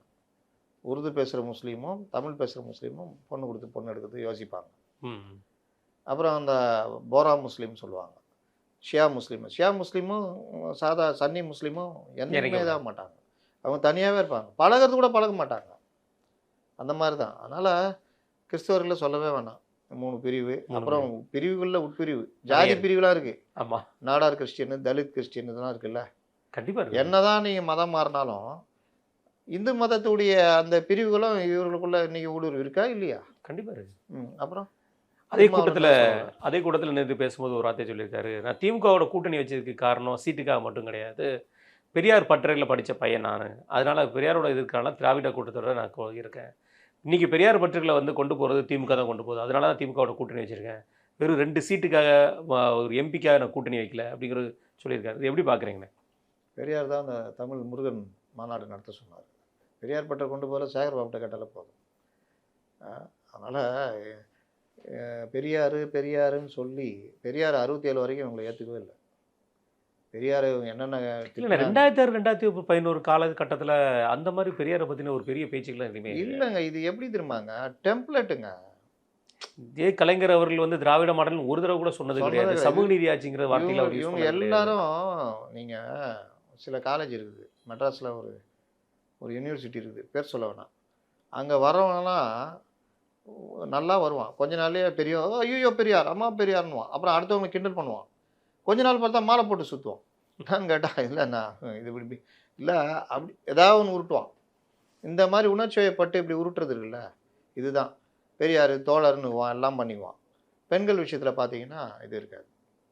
அப்போ கொஞ்ச நாளைக்கு இது வந்து எப்படின்னா அந்த சீசன் மாறும்ல. முன்னெல்லாம் லுங்கி கட்டு தான் வெளியே வருவோம். இன்றைக்கி அரை டவுசர் போட்டு ஷாப்பிங் போகிறான். நான் இன்றைக்கி ஏதோ ஒரு இடம் பார்த்தேங்க, முக்கியமான இடம். அங்கே அரை டவுசர் போட்டு வரான். எனக்கு என்னென்னு அந்த இடத்துக்கு அப்படி வர வேண்டிய தேவையே இல்லை. ஒரு ஃபுல் இது போட்டுவாது வரலாம். கண்டிப்பாக. இப்போ அந்த மாதிரி மாறிடுச்சு. அது ஒரு காலகட்டம் வரும், மறுபடியும் இன்னொரு காலகட்டம் வரும்போது இன்னொன்று மாறும். அந்த மாதிரி இது வந்து திராவிட மாடல்னு உருட்டுறது. தனிப்பட்ட முறையில் போய் பாருங்கள், எல்லா அயோக்கியத்தனமும் பண்ணிக்கிட்டு இருப்பாங்க. அவன் பெரியார் இருக்கிறான்னு பேசுவான். கடைசியில் கல்யாணம் பண்ணும்போது பார்த்தீங்கன்னா எங்கள் ஜாதியில் லவ் பண்ணுறது அந்த ஜாதியை பார்த்து லவ் பண்ணுவார். என்ன பிரச்சனையே வராதான். நாளைக்கு அரேஞ்சு மேரேஜ் வரும்போது பிரச்சனை வராது. ஏன்? லவ் பண்ணும்போது அந்த ஜாதின்னு பார்த்துவார். அப்படியே இல்லை ஜாதி மாதிரி பண்ணிட்டாருனோ ஒரு கட்டத்துக்கு மேலே நம்ம 2 பேருக்கும் ஒத்து வராது அப்படின்னு. பெரியார்லாம் சொன்னியே, சொல்லிட்டேன் தான், ஆனால் எங்கள் வீட்டில் எங்கள் அம்மா அப்பா ஒத்துக்க மாட்டேங்கிறாங்கல்ல அப்படின்ட்டு வசதியாக ஒரு பொண்ணை அவங்க ஜாதியிலே பார்த்து கட்டிக்குவாங்க. இது மாதிரி நான் பல கேரக்டர் பார்த்துருக்கேங்க.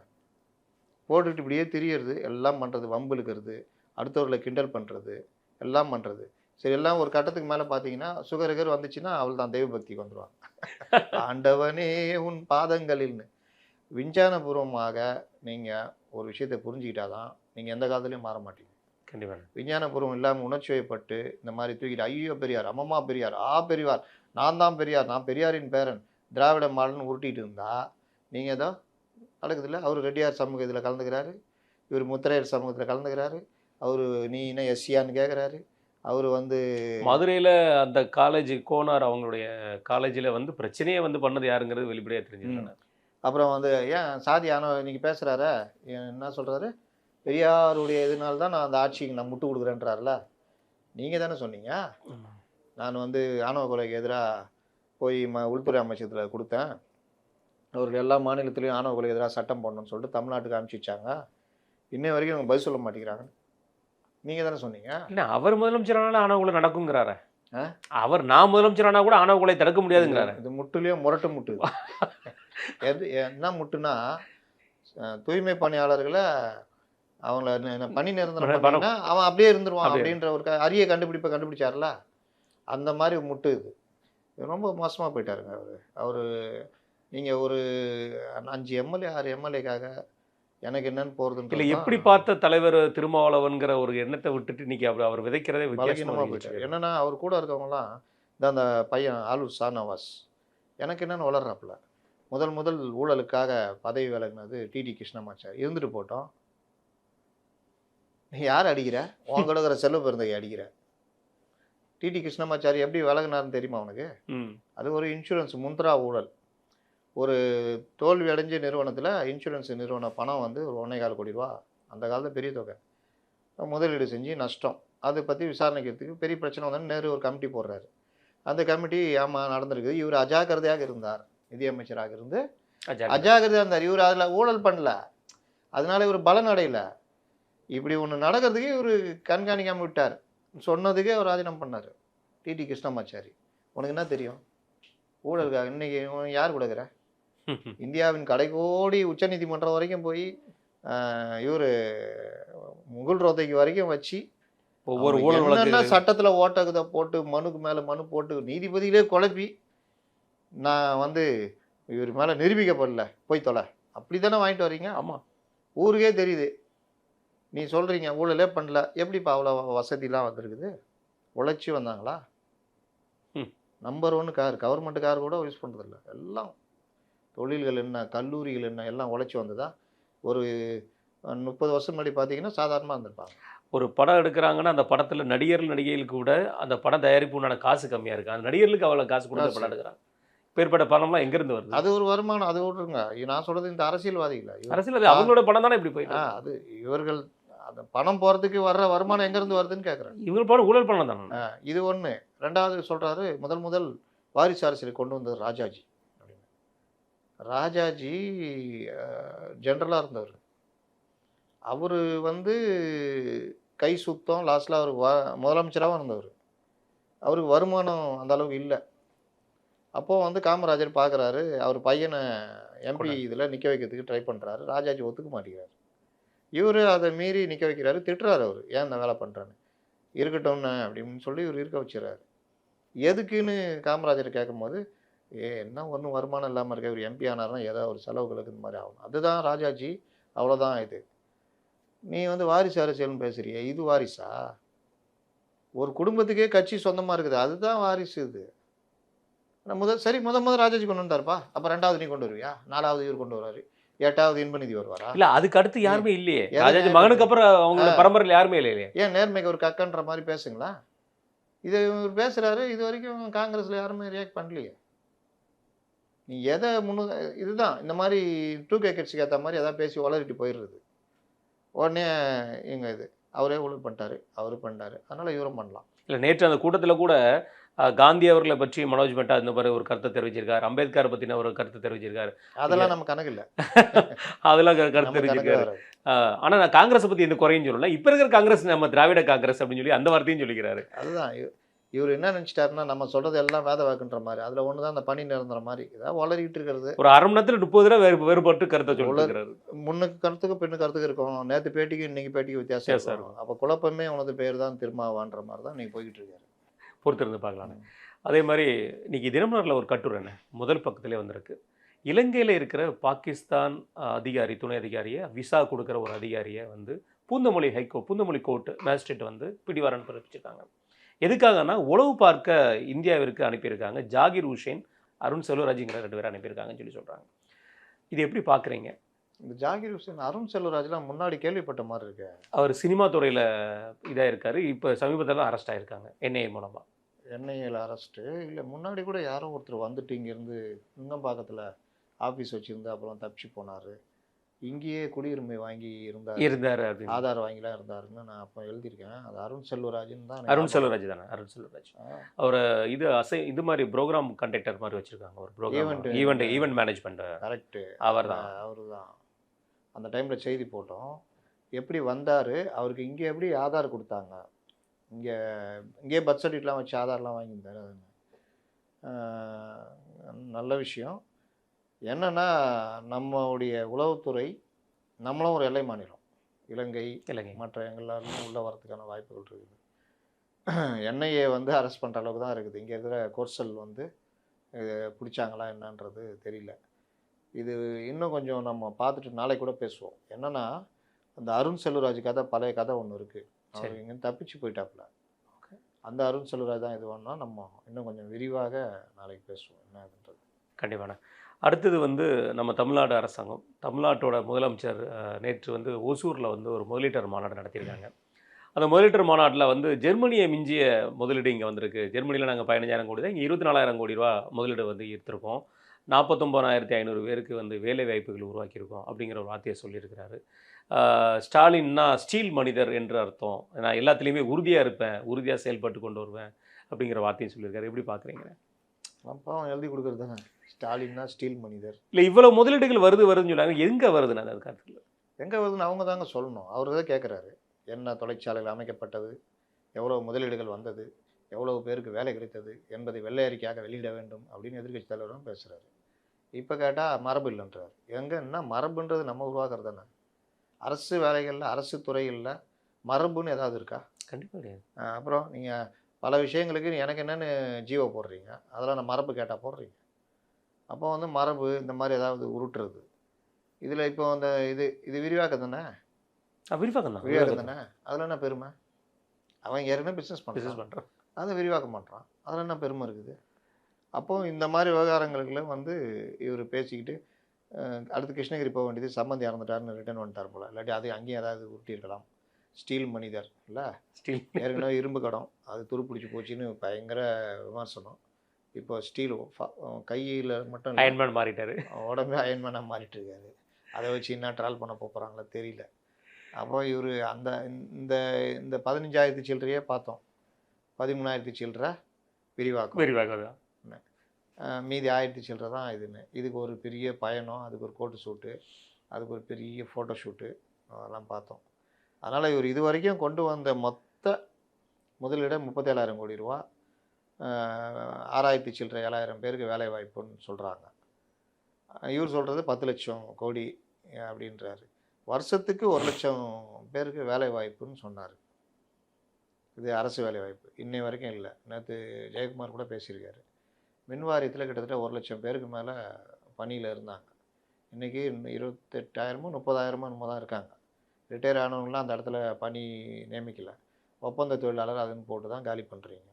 போக்குவரத்து பார்த்தீங்கன்னா, போக்குவரத்து அந்த இதில் வந்து தனியார் மயமாக்கிட்டு வரீங்க.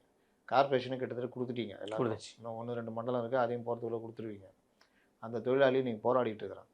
ஒன்றும் இல்லை, கால் வைத்து கஞ்சிக்காக போராடுறான். ஆனால் இவங்க வந்து என்ன பேசுகிறாங்க, இது வந்து சமூக நீதி அரசுன்றாங்க. வாங்கி இந்த சம்பளத்தை கொடுங்கன்னு தான் போராடுறாங்க. அதுக்கு உண்ணாவிரதம் இருக்க தடை, போராட்டம்னு அவங்க மனசுக்குள்ள நினச்சாலும் போலீஸ் வீட்டுக்கு வந்துடுது. என்னன்னு கேட்டால் நீங்கள் மனசுக்குள்ள நினச்சிங்க, போராட்டம் நினச்சிங்க, முடிஞ்சது வாங்க, எங்களுக்கு அலாரம் அடிச்சுன்னு தூக்கி போகிறாங்க. அப்போ அந்த பெண்களை போட்டு அடிக்கிறது தாக்கிறதுன்னு நீங்கள் டெய்லி செய்தியாக பார்த்துட்டு இருக்கிறோம். இதை பற்றி எந்த கவலையும் இல்லாமல் ஒரு அமைச்சர் சொல்கிறாரு, எனக்கு காது கேட்காதுங்க அப்படின்றாரு. அவர் பிரயாணம் போகிறாரு, துணை முதல்வர், அவருக்கு இதை பற்றி எதுவுமே கவலை இல்லை. தனக்கு ஓட்டு போட்ட மக்கள் தானே, தன்னுடைய தொகுதிகளையும் அதிகமாக இருக்கிற மக்கள், தூய்மை பணியாளர்கள் இந்த சீனெல்லாம் போட்டாங்க வந்த புதுசில், அவங்களுக்கு ட்ரெஸ்ஸு கொடுக்குறது அது இதுன்னு. இப்போ அவங்க அந்த மாதிரி இருக்காங்களே, அவங்க விஷயத்தை என்னன்னு பார்ப்போம். அப்போ இவர்களுக்கு என்ன இதுன்னா, இந்த மாதிரி விஷயங்கள் பற்றி கவலையே இல்லை. எடப்பாடி பழனிசாமியை திட்டணும். இப்போ இந்த மாதிரி போகிற இந்த அரசாங்கம் வந்து ஒரு சமூக நீதி அரசாங்கம்னு சொல்லிக்கிட்டு இது பண்ணுறாங்க.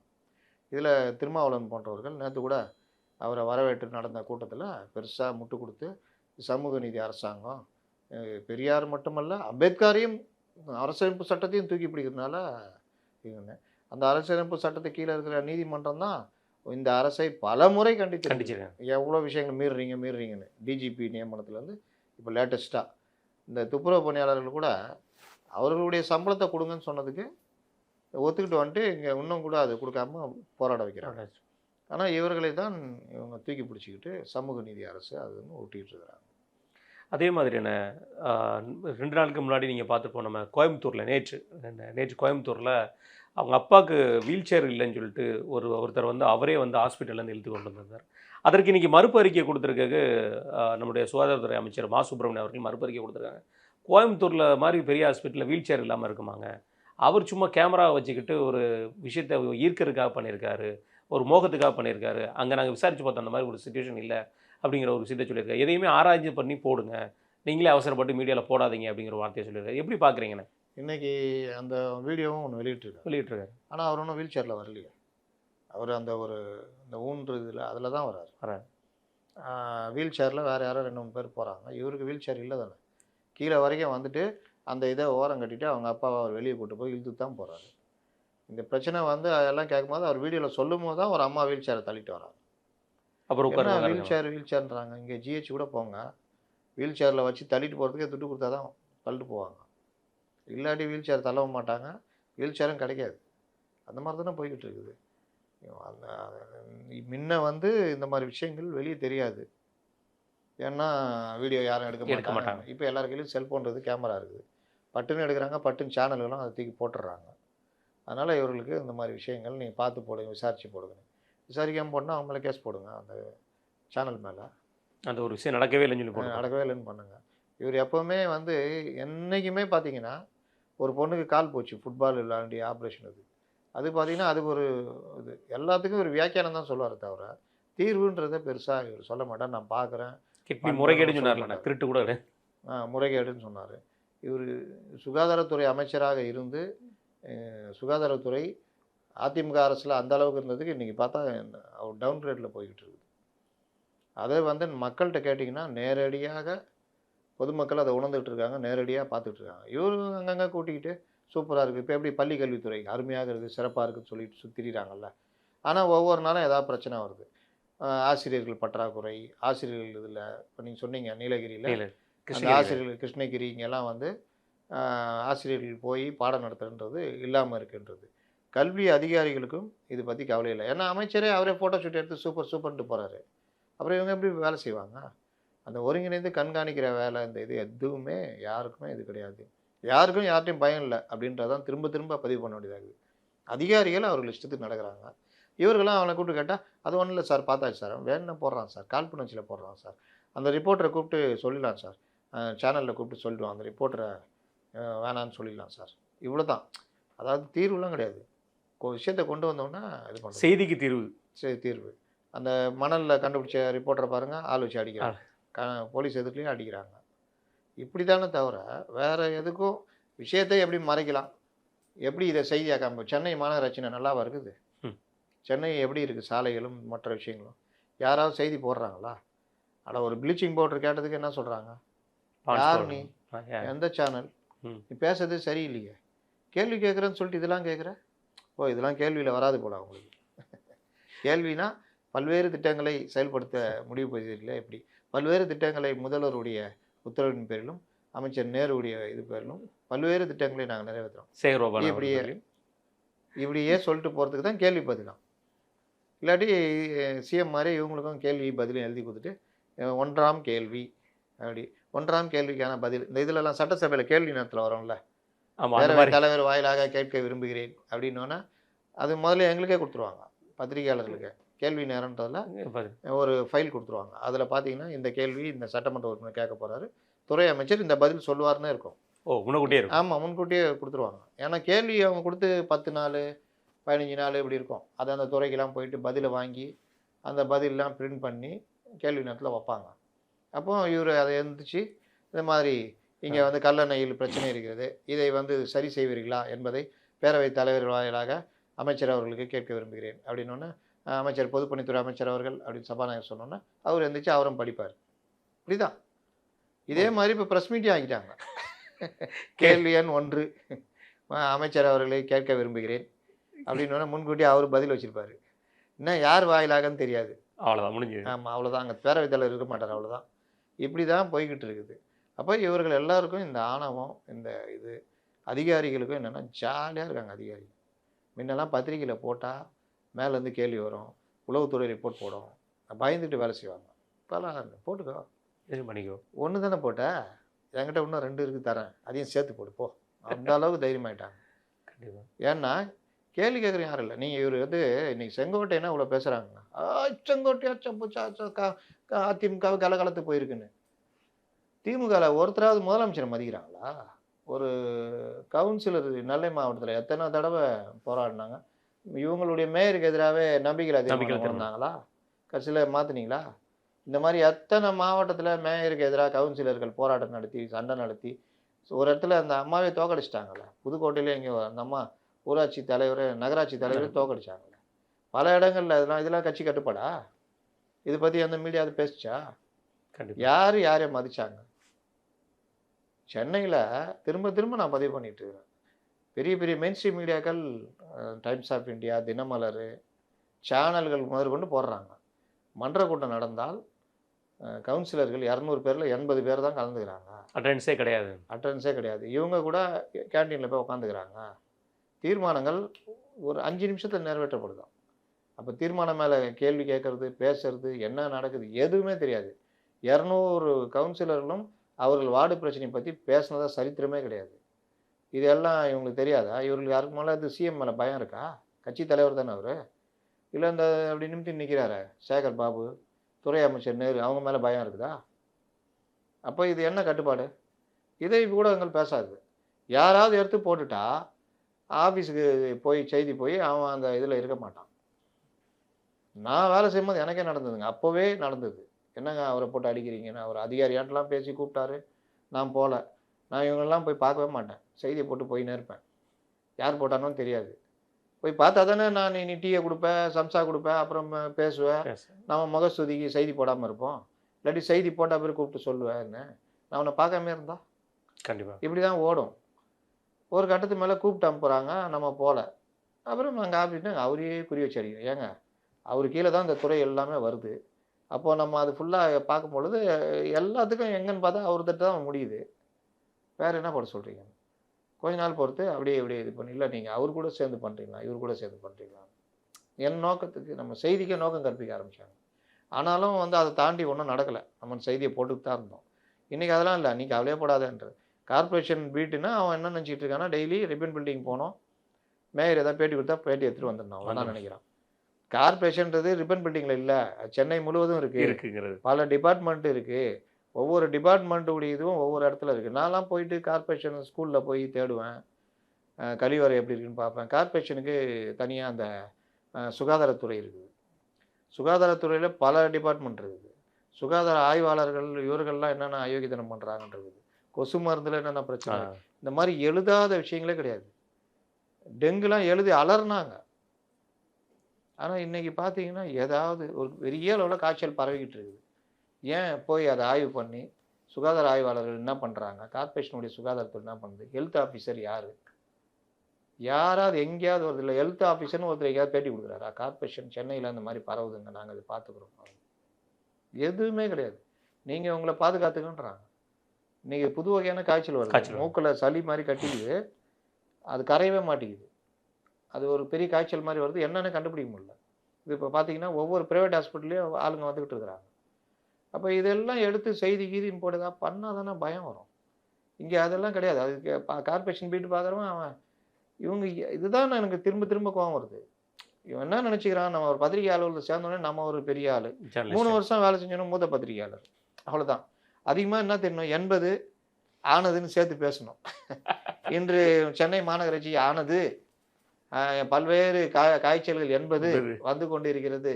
ஆகவே இது அந்த சுகாதாரத்துறை அமைச்சர் ஆனவர் இப்படியே ஆனது, வந்தது 80, 90, 100ன்னு அவ்வளோதான். இல்லாட்டி இந்த மெயில்ல அறிக்கை ஏதாவது வந்தா அதை எடுத்துக்கிட்டு பிரேக்கிங் போயிட்டு, இதை பற்றி நீங்கள் சொல்லுங்க. இவங்க சொல்லுவாங்களா பிரேக்கிங்கு?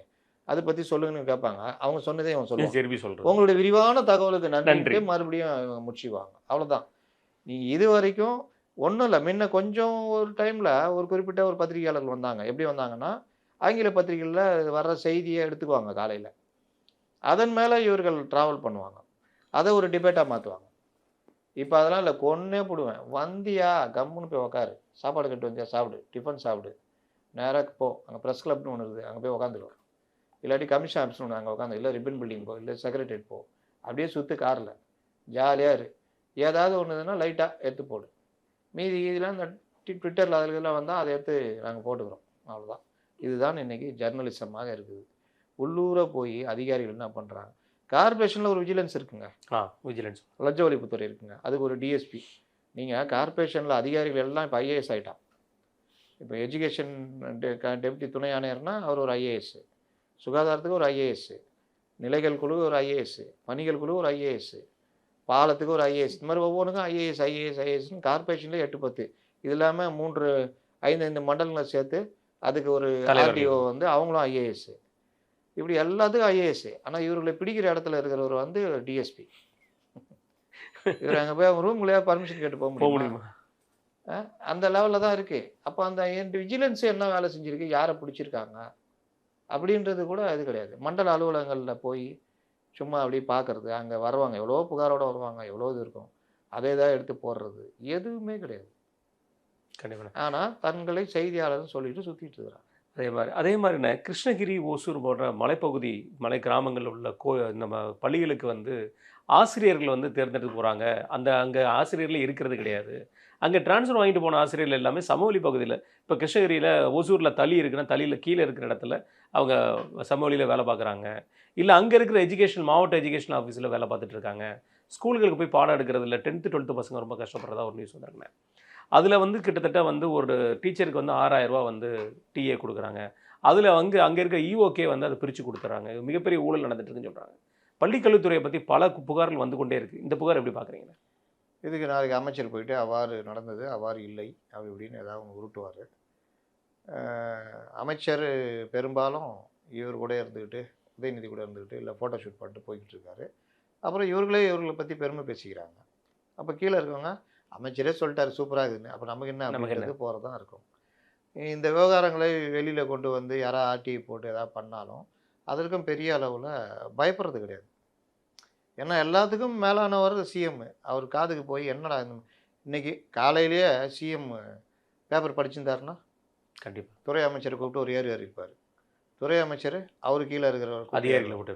அப்போ இது அப்படியே போச்சுன்னா அதுக்கு என்னன்றது நடவடிக்கை எடுக்கிற மாதிரி வரும். இங்கே இதை பற்றி அதுக்கான ஒரு எந்த பிரச்சனையும் இல்லை. ரிப்போர்ட் போடப்படாது, அவரும் அதை பார்க்க மாட்டார், அது அப்படியே இருக்கும். அதிகபட்சமாக ஏதாவது வந்து அவர் பார்த்து கேட்டால் அது ஒன்றும் இல்லை, அவன் வேணும் எழுதிட்டான், இது இப்படி அப்படின்னு உள்நோக்கம் அவங்களுக்கு. அப்போ இங்கே எதுக்கு பயம் வரும்? ஜெயலலிதா வரைக்குமே எனக்கு தெரிஞ்சு நீங்கள் ஒரு விஷயம் இந்த மாதிரி விஷயங்கள்லாம் எழுதுனா உடனே நோட் போட்டு அதுக்கான என்னன்றதெல்லாம் போகும், பயப்படுவாங்க. இவர் நேற்று பார்த்தீங்கன்னா முந்தா நாளோ உங்களுடன் ஸ்டாலினை வந்து ஒரு ஸ்கூலில் நடத்துகிறாங்க. திருச்சியில் ஸ்கூலில் லீவ் விட்டுட்டு அமைச்சருடைய கல்வி அமைச்சருடைய சொந்த மாவட்டத்திலே நடத்துகிறாங்க. அவர் என்ன சொல்கிறாரு, இது ஏற்க தகுந்ததல்ல. யார்கிட்ட சொல்கிறீங்க? இது உங்களுக்கு செய்தியாக வந்து சமூக வலைதளம்லாம் பரவன பிறகு இவர் வந்து சொல்கிறாரு ஏற்க தகுந்தது அல்லவும். அது அவர் தொகுதியில் தான். அதில் ஒரு வீடியோவை பலிகடாக்குறாங்க. அதுக்கு மேலே இருக்கவங்க, அதுக்கு மேலே இருக்கவங்க. உங்களுடன் ஸ்டாலின்னா மாவட்ட ஆட்சியருக்கு தெரியாமல் அங்கே நடக்குமா? நடத்திடுவீங்களா? அப்போ இந்த மாதிரி விஷயங்கள்லாம் ஒரு யாரை பலிகடாக்கலாம்? வீடியோ அவர் ஆகிடு இதோ நாங்கள் பண்ணிட்டோமே. இப்படித்தான் இந்த அரசு போய்கிட்டு இருக்குது. கண்டிப்பாக. அதே இதனால பள்ளிக்கல்வித்துறைக்கு அடுத்த ஒரு விஷயம்னா அந்த டீச்சர்ஸ்க்கெல்லாம் அந்த தகுதி தேர்வு, அதுக்கு வந்து தகுதி தேர்வு கட்டாயங்கிற மாதிரி ஒரு சூழ்நிலை கொண்டு வந்ததுக்கு இப்போ வரைக்கும் எந்த ஸ்டெப்பும் எடுக்காமல் உச்சநீதிமன்றத்துக்கு மேலே போய் நாங்கள் மனு தாக்கல் பண்ண போகிறோம், அது தகுதி தேர்வை வந்து நாங்கள் இது பண்ணுறதுக்கு மனு தாக்கல் பண்ண போகிறோம்னு சொல்லியிருக்காங்க. ஒவ்வொரு விஷயத்துலையுமே இவங்களோட நடவடிக்கைகள் வந்து மிக தாமதமாகவே இருக்கிறதுக்கு என்ன காரணம்? இது தாமதன்றதை விட இது ரொம்ப காலமாக நடந்து இப்போ உச்சநீதிமன்ற தீர்ப்பு வந்திருக்கு. இது ஒன்றும் ஏதோ தமிழ்நாட்டுக்கா? இந்தியா முழுக்க உள்ள விஷயம். இந்தியா முழுவதுக்குமான விஷயம். இதில் உச்சநீதிமன்றத்தில் இதை எதிர்த்து போன வழக்கில் தான் உச்சநீதிமன்றம் இல்லை அது கரெக்டு தான், நீங்கள் தகுதி தேர்வு எழுதி தான் ஆகணும் சொல்லிட்டு அதில் சில விதிவிலக்கு மட்டும் கொடுத்துட்டு பெரும்பாலும் எழுதணும்னு சொல்லிட்டாங்க. யார் எழுதக்கூடாதுன்றதை மட்டும் அவங்க கொஞ்சம் இது பண்ணியிருக்காங்க. அப்போ உச்சநீதிமன்றமும் தகுதி தேர்வு எழுதணுன்றதில் உறுதியாக இருக்குது. இந்தியா போன்ற நாடுகள், வளர்ந்து வர நாடுகள் மிகப்பெரிய அளவில் அடுத்த கட்டத்தை நோக்கி நகர்ந்துட்டு இருக்கும் பொழுது எல்லாவற்றிலுமே மாற்றம் வருது. அப்போ எல்லாவற்றிலும் மாற்றம் வரும் பொழுது கல்வித்துறையிலும் பெரிய அளவில் மாற்றங்கள் கொண்டு வரணும். நீங்கள் பார்த்தீங்கன்னா இன்றைக்கி நீட்டை வந்துட்டு இவங்க நீட்டை எதிர்க்கிறேன்ற போர்வையில் இவர்கள் சொல்லுகிற காரணம் வந்து மாநில கல்வி பாடத்திட்டத்தில் மாணவர்கள் எழுத முடியல அப்படின்றாங்க. இதை ஒன்றை வச்சுக்கிட்டே எத்தனை வருஷம் எப்படி உருட்ட முடியும்? நீட்டுக்கு ஏற்ற மாதிரி மாணவர்களை தயார்படுத்துறதுக்கான பொறுப்பு மாநில அரசுக்கு இருக்குது. நீட்டு இருக்க தான் போகுது. அது நீங்கள் சொல்கிறபடி அரசு வந்தால் மாற்றணுன்றதோட தேவையே கூட இல்லை. அது ஒரு போட்டித் தேர்வு எல்லா மாநிலங்களும் எழுதுது. தமிழ்நாடு மாணவர்கள் மட்டும் தனியாக செஞ்சு வைக்கல. தமிழ்நாடு மாணவர்களையும் பிரைவேட் ஸ்கூல் படிக்கிற மாணவர்கள் நீட்டு படிக்கிறான், வசதியானவன் கோச்சிங் சென்டர் படிக்கிறான்.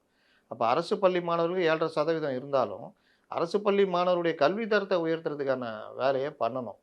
அப்போ அந்த கல்வி தரத்தை உயர்த்துறதுக்கு சிலபஸ் மாற்றுறது, இந்த பிஎம்சி ஸ்கூல்லாம் இப்போ உள்ளே வர்றது கேட்குறாங்க. அதெல்லாம் வந்து ஏழை மாணவர்கள்லாம் சாதாரணமாக அதில் போகலாம். நீங்கள் அதில் வந்துட்டு இதுதான் உங்களுடைய நுழைவுத் தேர்வு மாதிரி தான். அதெல்லாம் நான் உள்ளே விட மாட்டேன். கேட்டான்னா அது ஒரு காரணம், 3வது மொழி கற்றுக்கிறாங்க. 3வது மொழி கற்றுக்கிட்டா உங்களுக்கு என்ன? இந்தியை திணிக்கிறாங்க. இந்தியை எப்படி திணிப்பாங்க? அவர்களே விரும்பி ஒரு மொழியை கற்றுக்கும் போது அங்கங்கே திணிப்பு வருது. அப்போ இவர்களுடைய செல்லரிச்சு போன இந்த மாதிரி விஷயங்கள்லாம் வச்சுக்கிட்டு தான் இவர்கள் பண்ணிக்கிட்டு இருக்கிறாங்க. இதில் ஒன்று தான் நீங்கள் அந்த ஆசிரியர்களுடைய தகுதியை உயர்த்துறது. தகுதி தேர்வு இத்தனை வருஷத்துக்கு அப்புறம் எழுதணுன்னா எழுதிட்டு போய் உனக்கு என்ன பிரச்சனை? நீ உங்கள்கிட்ட படிக்கிற மாணவர் மட்டும் ஒவ்வொரு வருஷம் தேர்வு எழுதணும், அதுக்கு நீ போகிற, நீ அந்த ஆசிரியர் இதுக்குள்ளே வர்றதுக்கே நீ அவ்வளோ உளுந்து படிக்கிற. இல்லை ஒவ்வொரு டிபார்ட்மெண்ட்லையும் இதே மாதிரி தானே இருக்கும். ஒரு ப்ரொமோஷனுக்கு தகுதி தேர்வு இருந்து தான் போகிறாங்க. நீங்கள் ப்ரொமோஷனுக்கு எப்படி போவாங்க? தகுதி தேர்வு எழுதி தானே போவாங்க. நீங்கள் வந்து ஒரு தடவை படித்தது இன்றைக்கி இருக்கிற கல்வி முறைகளில் எவ்வளோ மாற்றம் வந்திருக்கு, எவ்வளோ விஷயங்கள் வந்திருக்குன்றதில் நீங்கள் எதுவுமே பண்ண மாட்டீங்க. உங்களுக்கு நல்ல சம்பளம் இருக்கும். நீங்கள் உட்காந்துங்க சீட்டு போட்டுக்கின்னு கண்ட கதை பேசிக்கின்னு இப்படியே ஓடிக்கிட்டு இருப்பீங்க. உங்களுக்கு டார்கெட்டும் கிடையாது ப்ரைவேட் ஸ்கூல் மாதிரி. உங்களுக்கு என்னன்னாலும் உங்கள் வேலைக்கு பிரச்சனை கிடையாது. இன்னும் கேட்டால் சம்பளம் பார்த்தீங்கன்னா அவங்களோட 3 மடங்கு சம்பளம். அவன் 40,000 வாங்கினா நீங்கள் 1,20,000 வாங்குவீங்க. ஒரே ஒரு மாணவனுக்கு ஒரு தலைமை ஆசிரியர், ஒரு ஆசிரியர் 2 பேருக்கும் சம்பளம் சேர்த்தீங்கன்னா 4,00,000 வரும். உச்சகட்டத்தில் மாணவர்களை வச்சு கால் அமுக்கி விட்டு போகிற காலமும் வந்துருச்சு. படுத்துக்கின்னு மசாஜ் பண்ணி மசாஜ் சொல்கிறதெல்லாம் பண்ணுறது. இருக்குது. அந்த அளவுக்கு இவர்கள் வந்து நடந்துக்கிறது, இவர்கள் தகுதியே வளர்த்துக்காதது. நீங்கள் பீகாரெல்லாம் போட்டு காமிக்கிறாங்க இங்கிலீஷ் இது தெரிலன்னு. இங்கே அந்த மாதிரி எடுத்து எதாவது பண்ணாங்கன்னா வேறு மாதிரி இருக்கும். அப்போ சிலபஸ்ஸு மற்ற விஷயங்களில் மாறுதல் வரணும்னா அவங்க பாக்கெட்டில் இருக்கிற செல்ஃபோனில் மட்டும் அப்டேட் வரணுமா? இவங்க அப்டேட் ஆக மாட்டாங்க. அப்டேட் ஆகுங்க. உள்ள வேலைக்கு சேர்றதுக்கு முன்னாடி இந்த இந்த பாக்ஸிங்கு இந்த மாதிரிலாம் இது ஸ்போர்ட்ஸில் இருக்கிறவன் கஷ்டப்பட்டு வேலைக்கு சேர்ந்துருவான்.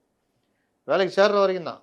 சேர்ந்துட்டா வச்சுக்கிங்க, அந்த வேலையை பயன்படுத்திக்கிட்டு ஸ்போர்ட்ஸ் கோட்டாலேயே இந்தியா லெவலில் நம்ம போகலாம், விட்டா ஒலிம்பிக்காக அடிக்கலாம் நம்ம ஸ்போர்ட்ஸ் திறமைன்னா அப்படி பண்ண மாட்டாங்க. அது கொஞ்சம் பேர் தான் இருப்பாங்க. மீதி 100க்கு 3% 4% தான் இருப்பான் அந்த மாதிரி. மீதி 95 97% எப்படி இருப்பான்னா வேலை கிடச்சிச்சா அவ்வளோதான். இன்னும் சரக்கு அடித்து இல்லாத பழக்கத்தெல்லாம் வச்சுட்டு அந்த ஸ்போர்ட்ஸ் உடம்பு கூட கெடுத்துக்கிட்டு சுற்றிக்கிட்டு வேலையை பார்த்துட்டு அப்படியே இருப்போம். இந்த ஒரு 3-4% தான் நேஷ்னல் அடித்து இன்டர்நேஷ்னல் அடித்து காமன்வெல்த்து இன்டர்நேஷ்னல்னு போவாங்க. மற்ற எல்லாம் இந்த மாதிரி கஷ்டப்பட்டு படித்து கிடிச்சு முட்டி மோதி அரசு வேலைக்கு வந்து உக்காந்துட்டு எனக்கு என்னன்னு இருக்கிறது. உங்கள் திறமையை அதில் வளர்த்துக்குங்க, இன்னும் கொஞ்சம் இது பண்ணுங்கள், அதை மாணவர்களுக்கு பயன்படுத்த பண்ணுங்க. அந்த மாதிரி நான் ஒரு இது பார்க்குறேன். ஒரு ரீல்ஸில் ஒரு வாத்தியார் ஒருத்தர் அந்த பசங்களை வித்தியாசமாக சொல்லி தந்து அதை எடுத்து போட்டிருக்காரு. இந்த நம்பர்ஸு 5 + 5 5 5 3 5 = 25 பண்ணிக்காமின்றாரு. அப்போ அது பசங்களுக்கு வந்து எப்படி பண்ணுறது என்ன ஏதுன்றது ஒவ்வொருத்தரும் ஒவ்வொரு விதமாக எழுதுறாங்க. ஒரு குழந்தை வந்து 5 + 5 -5 கோட்டு ஸ்கொயர். அப்போ 5 + 5 10 -5 5 5 ஸ்கொயரு 25. இந்த மாதிரி மூளைக்கு இது பண்ணுற மாதிரி அவர் பண்ணுறாரு. ரீல்ஸ் எல்லாம் போய்கிட்டு இருக்கு. இந்த மாதிரி நவீனமாக மாணவர்களை கொண்டு வரணும். ஏன் ஒரு ப்ரைவேட் ஸ்கூலில் ஒரு சிபிஎஸ்சியில் பண்ணுறது ஏன் கவர்மெண்ட் ஸ்கூலில் பண்ண முடியல? அதுக்கு நீங்கள் மெனக்கிறது கிடையாது. இவர்களே மெனக்கடலைன்னா அதிகாரிகள் எப்படி? நீங்கள் சொன்ன மாதிரி சம்பளத்தை வாங்கிட்டு அதை அதிகாரிகளையும் பங்கு போட்டு கொடுத்துட்டு கீழேயே உட்காந்துக்கிட்டு டெப்டேஷன் வேலை பார்த்துக்கிட்டு மேலே போனால் அந்த மாணவர்கள் கிடைக்க வேண்டிய கல்வி கிடைக்காம போதில்ல. கண்டிப்பாக இதுதான் இன்றைக்கி பிரச்சனை. இப்போ நானே என்னுடைய அனுபவத்திலேயே மேத்ஸ் டீச்சர் பார்த்தீங்கன்னா வருவார், ஜாலியாக இருப்பார்.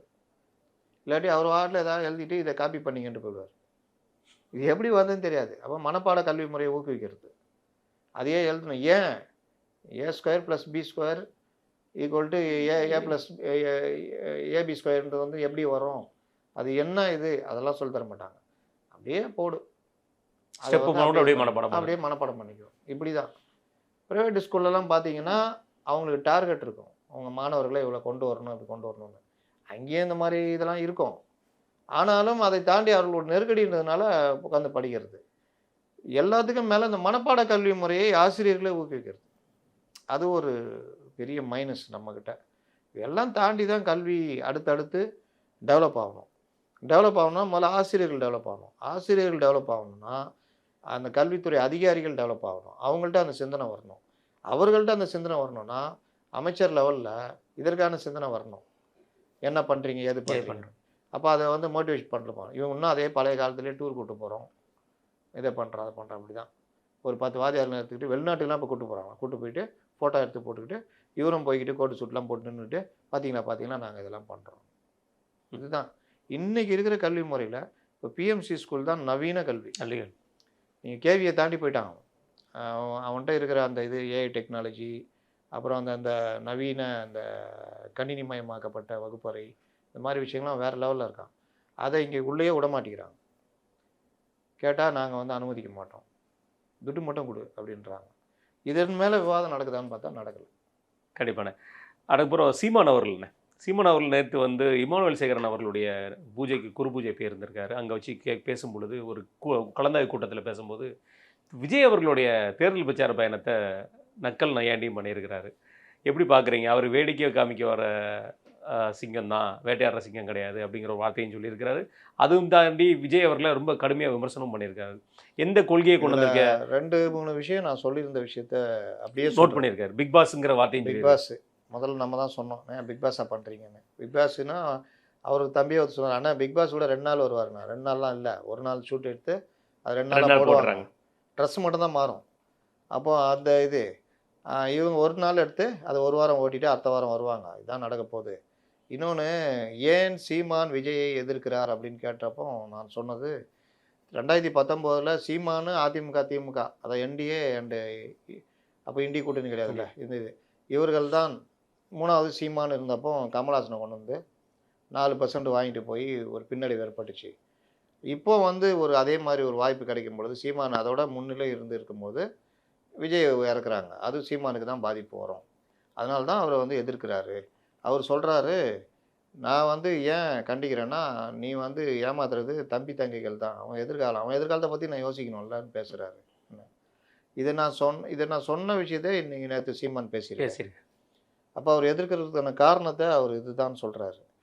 அப்போ சீமானு அதையும் தாண்டி அவருடைய அரசியல் என்னென்னா, மரங்களை வனவிலங்குகளை நேசிக்கிறதுன்றதை வந்து அங்கே ஒரு இஸ்லாமியர் அழகாக சுட்டி காமிக்கிறார். இன்னொரு ஒரு குட் மூவ் என்னென்னா, முதல்ல கிறிஸ்தவர்களுக்கான ஒரு ஆதரவு கூட்டம் போனாங்க. இப்போ இஸ்லாமியர்களுக்கான இந்த மாதிரிலாம் போனால் தான் சீமானுடைய இது போகும். இதோடு சேர்ந்து கொஞ்சம் மற்றவர்களை இழிவாக பேசுறது, அவர் இல்லாமல் சாட்டை மற்றவர்கள்லாம் பேசுறது, இதெல்லாம் தவிர்த்துட்டு ஒரு நல்ல அரசியல் இதெல்லாம் கொண்டு போனால் இந்த அரசியல் வந்து ஜெயிக்கிறதுக்கு வாய்ப்பு இருக்குது. இல்லை நீடிச்சு நிற்பார். 2வது திருமாவளவன் வந்து சீமான் ஒன்று சொல்கிறாரு, நீ ஒரு கவுன்சிலர் சீட்டு கூட லாய்க்கலைன்னு. திருமாவளவன் என்ன தக்கர் அடித்தாலும் 6 சீட்டுக்கு மேலே அங்கே தரமாட்டாங்க. ஆமாம், கண்டிப்பாக. அதுக்கு தரணும்னு அவன் நினச்சா கூட இவர் போடுற அடிமைத்தனத்தில் பரவாயில்ல 6லேயே வச்சுக்கலான்னு தான் வைப்பாங்க. ஆனால் இன்றைக்கி சீமான் நினச்சா என்டிஏ கூட்டணிக்கு போனால் 30 சீட்டு சாதாரணமாக வாங்கலாம். ஏன்னா 8% சீமானுடைய வேல்யூ இதெல்லாம். அவன் வேணான்ட்டு தானே இருக்கிறாங்க. அவர் சொல்கிறார்ல, எல்லாரும் கூட்டணி கூட்டணி கூட்டணி. நேற்று வந்து விஜயம் கூட்டணின்னு கேட்குறாரு. நான் யாரையும் கூப்பிடலையே, கூட்டணின்னு யாரையும் கூப்பிடலையே. விஜய் கூட தனிச்சு நிற்க தைரியம் இல்லையே அப்படின்னு தான் சொல்கிறாரு. அதனால் அவர் வந்து விஜயை போட்டு அடிக்கிறது, இந்த கேள்வி கேட்குறதெல்லாம்ன்றது அது ஒரு பார்ட்டு. அவர் அடித்து தான் ஆகணும். ஏன்னா யங்ஸ்டர்ஸுடைய ஓட்டு அவர்கிட்ட வரணும். கொஞ்சம் விஜய் ரசிகராக இருக்கிறவனும் விஜய் இது கட்சி வேலைக்கு ஆகாதுப்பா, சீமானுடைய அரசியல் கரெக்டு, நம்ம ரசிக்கிறது விஜய் அப்படின்னு. நான்லாம் ரஜினி ரசிப்போம் அவ்வளோ. ஆனால் ரஜினியுடைய அரசியல் ஏற்றுக்கலையே. எம்ஜிஆர் அவ்வளோ ரசிப்போம். ஆனால் அன்றைக்கி கலைஞரை தான் ஏற்றுக்கிட்டோம், எம்ஜிஆரை ஏற்றுக்கலையே. அந்த மாதிரி விஜயை ரசிக்கிறவன் விஜய் ஏற்றுக்காமல் சீமானை ஏற்றுக்கிறவனா இருப்பான். அதிமுக வேணாயா, இவர் ஏதோ பேசுகிறாரு பண்ணலாம், அதுக்காக தான் அடிக்கிறது. அதை அடிக்கிறதுக்கு ஏதாவது தப்புன்னு சொல்லுங்க இருக்குது. நீ 10 நிமிஷம் பேசுவ, உனக்கு 15 நிமிஷம் கொடுத்தா பெரிய விஷயம் தானே. நீ வந்து பெரிய ஆர்ப்பாட்டம் அந்த மக்களை அழைத்தார், சந்தித்தார், 18 ஃபேமிலி வந்து சந்திச்சது. மறுநாள் வராரு, சாரி சொல்லுங்கள் முதல்ல போயிடுறாரு. 2 நிமிஷம் கூட பேசலை.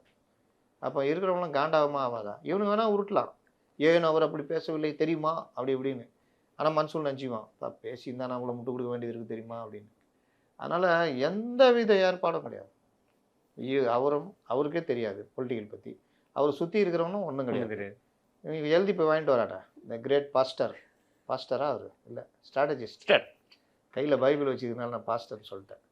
அவர் பைபிள் வசனங்களை பார்ப்பார், அப்புறம் போய் யார்ட்டையா போய் எழுதி வாங்கிட்டு வந்து கொடுப்பாரு. அதிகபட்சமாக ஒரு 10 ரிப்போர்ட்டரை கையில் வச்சுக்குவார். அப்புறம் ஒரு அந்த விர்ச்சுவல் வாரிசை கையில் வச்சுக்குவார். இப்போ எங்களை மாதிரி பேசுகிறவங்கள திட்ட விடுவார். அப்புறம் ரிப்போர்ட்டரை வச்சு திடீர் செய்திகள் கொடுப்பாரு. அந்த திடீர் செய்திகள் 4 நாள் உயிர் இருக்கும், அவ்வளோதான்.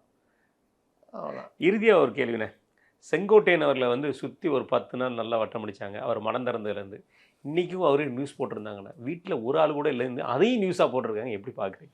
அவ்வளோதான், பேட்டரி சார்ஜ் போயிடுச்சு. அப்போ நாளைக்கு சுத்தமாக போயிருங்கிறீங்களா? இப்போ இன்றைக்கே போயிடுச்சு. நாளைக்கெல்லாம் இன்றைக்கெலாம் வந்து விஜய் பேட்டரி எப்படி இருக்குது ரமேஷ்? அந்த வாகனத்தை பற்றி சொல்லுங்கள். வாகனத்திற்கு 6 வீல் இருக்கிறது, முன்னாடி கண்ணாடி இருக்கிறது, பின்னாடி ஸ்டேரிங் இருக்கிறது, உள்ளே என்ன செல்ல அனுமதி இல்லை, ட்ரோன் கேமராவில் எடுத்து போட்டிருக்கிறோம். அந்த பஸ்ஸு பார்த்தீங்கன்னா செவ்வக வடிவத்தில் இருக்கிறது, உயரம் எவ்வளவு, அகலம் எவ்வளவு, இப்படி டீகோட் பண்ணிட்டு இருக்கிறாங்க. கண்டிப்பாக நாளைக்கு வந்து இதெல்லாம் பேசுவாரா அப்படின்வாங்க. அவர் எதுவும் எதுவும் பேச மாட்டார். லாஸ்ட்டில் நாளைக்கு அவர் பேசினோன்னே இப்போவே சொல்லி வச்சுட்டாங்க, சார் பேசணுன்னா கொஞ்சம் வந்து பேசணும் சார். இப்போ இந்த டீகோட் பண்ணுற வேலைலாம் நம்ம போய் என்ன பேசினாருன்னு இப்போவும் சொல்கிறேன். இன்னும் 2 நாள் இருக்குது. விஜய் தமிழக மக்களுடைய பிரச்சனையை தொட்டு பேசினார்னா மக்கள் மனங்களை இவர் சென்று அடைவார். கண்டிப்பான. டாஸ்மார்க்கு, போதை கலாச்சாரம், விலைவாசி உயர்வு, மின்கட்டண உயர்வு, பெண்களை பாதிக்கிற விஷயம், திமுகவுடைய ஊழல், இது எல்லாத்தையும் பாயிண்ட் பை பாயிண்ட் விஜய் பேசினாருன்னா வேற லெவலில் ரீச் ஆவார். திருச்சியில் அதுவும் சத்தியமா மண் ஊழலை பற்றி பேசினா எங்கேயோ போகலாம். சத்தியமாக சொல்கிறேன், பேச மாட்டார். மிக்க நன்றிண்ணே. நாளைக்கு அவர் என்ன பேசுறான்னு பார்ப்போம்.